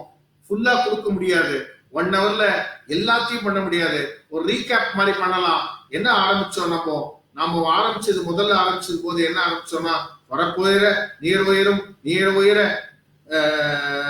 நெல் உயரும், நெல் உயர குடி உயரும், குடி உயர கோம் உயரும் அப்படின்னு ஆரம்பிச்சோம். அது மாதிரி we have to start more HNI prospect. யார் HNIன்னு பார்த்தோம், எந்த மாதிரி HNIs இருக்காங்கன்றது பார்த்தோம். அந்த HNIஸோட 6.5 கோடியில இருந்து 65 லட்சம் கோடி HNI, 65 கோடியில இருந்து 2000 கோடி 200 கோடிக்கு உண்டாது very high network HNI. Ultra HNIஸ்னா 200 கோடிக்கு மேல இருக்கவங்க யார் HNIஸ்னு பார்த்தோம். நம்ம லோக்கல் நம்மளுடைய LICல என்ன HNIன்றத பார்த்தோம். ஒரு NSP 5 லட்சம் கொடுத்தாருன்னா ஒரு வந்து சிட்டில வந்து HNI, சிங்கிள் பிரீமியம் 1 கோடி கொடுத்தா HNI. அதே கிராமப்புறங்களில் 25 லட்சம் ஒரு சிங்கிள் பிரீமியம் கொடுத்தா ஒரு HNI, 2 லட்சம் NSP கொடுத்தா ஒரு HNI. சோ இந்த HNI அடையாளம் பண்ணணும். எப்படி அடையாளம் பண்ணலாம்? அவர் கார் வச்சிருக்கணும், இல்லாட்டா ஒரு பெரிய தொழிற்சாலை இருக்கணும், என்டர்பிரனரா இருக்கணும், அவருக்கு வந்து ஒரு கிளப்லயோ இல்லாட்டி ஒரு மதிப்பு சொசைட்டில ஒரு மதிப்பு இருக்கணும். இவங்கெல்லாம் HNI நம்ம பார்த்தோம். சோ இந்த HNIஸை எப்படி அப்ரோச் பண்ணலாம் அப்படின்னு பார்க்கும்போது அவங்களுக்குள்ள நாலேஜ் நாம இன்க்ரீஸ் பண்ணிக்கணும். அந்த கான்பிடன்ஸ் லெவல் இன்க்ரீஸ் ஆகணும். முக்காவாசி சக்சஸ் ரேட் HNIக்கு வர்றது ரெஃபரல் மெத்தட்ல தான் வருது. அந்த ரெஃபரல் மெத்தட் வர்றதுக்கு எப்படி ஆகும்னா, முதல் வெற்றியை காண வேண்டும். அந்த முதல் வெற்றி அப்படின்னு பாத்தீங்கன்னா, நீங்க முதல் வெற்றியை தேடிக்கணும். அந்த முதல் வெற்றி 3 மாதங்கள் இருந்து 6 மாதங்களுக்குள்ள ஆகலாம், 3 மாதங்கள் ஆகலாம். சோ அதுக்கு உண்டான கூர்மை, இந்த பென்சிலை நீங்க எப்படி ஷார்ப் பண்ணிக்கணும், அந்த மாதிரி எப்பயுமே கூர்மையாக வைத்திருக்க வேண்டும். அந்த கூர்மை நாலேஜ் எப்பயுமே இருக்கணும். என்னென்ன ஃபெசிலிட்டிஸ் கொடுக்கணும், கான்பிடன்ஸ் வேணும். என்ன கான்பிடன்ஸ் வேணும்? என் மேல கான்பிடன்ஸ், என் கம்பெனி மேல கான்பிடன்ஸ், என் ப்ராடக்ட் மேல கான்பிடன்ஸ், நான் என்ன சர்வீஸ் கொடுக்கிறேன் மேல கான்பிடன்ஸ் வேணும். ஒரு நல்ல மருத்துவராக நான் இருக்க வேண்டும். நான் இன்சூரன்ஸ் துறையில் ஒரு பெரிய மருத்துவராக இருக்க வேண்டும். நான் வந்து ஒரு பினான்சியல் ப்ராடக்ட் கொடுக்கக்கூடிய ஒரு ஆள். நான் வந்து ஃபேமிலியை ஸ்டெபிலைசர் பண்ணக்கூடிய ஒரு ஸ்டெபிலைசர். நான் என்ன கொடுக்க போறேன்? எல்லாத்துக்கும் பேலன்ஸ் ஷீட்ல நான் வந்து இன்சூரன்ஸ்னு ஒரு வார்த்தை இருக்கு பாருங்க. நான் வந்து ஒரு சின்ன பிரீமியம் கட்டி ஒரு கோல்டு வாங்கணும்னா, ஒரு கேஜி கோல்டு வாங்கணும்னா நான் இன்னைக்கு வந்து 40 லட்சம் ரூபாய் கொடுக்கணும். ஒரு கேஜி கோல்டுக்கு 42 லட்சம் ரூபாய் கொடுக்கணும். 42 லட்சம் ரூபாய் கொடுத்து நான் ஒரு கோல்டு வாங்கணும் ஒரு கேஜி. இல்ல நான் வைரங்கள் வாங்கணும்னா அதுக்கு உண்டான விலையை கொடுக்கணும். ஒரு வீடு வாங்கணும், 1 கோடி ரூபாய்க்கு ஒரு வீடு வாங்கணும். 2 கோடி ரூபாய்க்கு வாங்கணும்னா அந்த பில்டருக்கு 2 கோடி கொடுக்கணும். நான் கடனா வாங்கி கொடுக்கலாம், ஆனா 2 கோடி கொடுத்தாகணும். ஆனா இன்சூரன்ஸ் என்ற ஒரே ஒரு இன்ஸ்ட்ருமெண்ட் தான். நான் கட்டக்கூடிய பிரீமியமானது சிறிதா இருந்தாலும் நான் வாங்கக்கூடிய அஷூரன்ஸ் என்பது 2 கோடி. அந்த மாதிரி ஒரு அற்புதமான ப்ராடக்ட கொடுத்திருக்கீங்க. அந்த அற்புதமான ப்ராடக்ட நீங்க விற்கக்கூடியது ஒரு பாக்கியத்தை நீங்க நானும் பெற்றிருக்கிறோம். அதுவும் LIC organisation, ordinary organisation. LIC மாதிரி ஒரு ஆர்கனைசேஷனை நீங்க பார்க்கவே முடியாது. It's a wonderful organization. நான் வந்து ஒரு 6 வருடங்கள் என்னுடைய 17 வயசுல இருந்து 23 வயசு 24 வயசு மட்டும் நான் பிரைவேட் கம்பெனில ஒர்க் பண்ணியிருக்கேன். 6 கம்பெனில ஒர்க் பண்ணியிருக்கேன். என்னுடைய 32 வருட காலங்களில் எல்ஐசி பணியாற்றியிருக்கேன். எல்ஐசி மாதிரி ஒரு ஆர்கனைசேஷன், அமக்கமான ஆர்கனைசேஷன் பார்க்க முடியாது. சம்டைம்ஸ் சர்வீஸ்ல அங்க இங்க ப்ராப்ளம் இருக்கலாம். நான் என்னுடைய முகவர்கள், என்னுடைய டீம் முகவர்களுக்கு சொல்லுவேன் எப்பயுமே, இப்ப இன்சூரன்ஸ்ல சிரிக்காத கஸ்டமர், சிரிக்காத ஸ்டாஃப் இருக்கலாம். அதனால என்னைக்குமே இன்சூரன்ஸ் துறையில எல்ஐசியை பீட் பண்றது கஷ்டம். முதுகெலும்பா இருக்கக்கூடிய முகவர்கள், மேலும் நீங்க எல்லாரும் ஸ்ட்ராங்கா இருக்கணும். உங்கள் ஒருவரால் தான் எல்ஐசியை தூக்கி நிறுத்தப்படுத்த முடியும். இந்த அற்புதமான வாய்ப்பு அளித்த இன்சூரன்ஸ் வாரியர்களுக்கு என் அன்பு கலந்த வணக்கங்களை தெரிவித்துக் கொண்டு இத்துடன் என் நிகழ்ச்சியை நிறைவு பெறுகிறேன். நன்றி, வணக்கம். Wish you all the best. Thanks a lot for the wonderful opportunity. God bless you all the best. Thank you.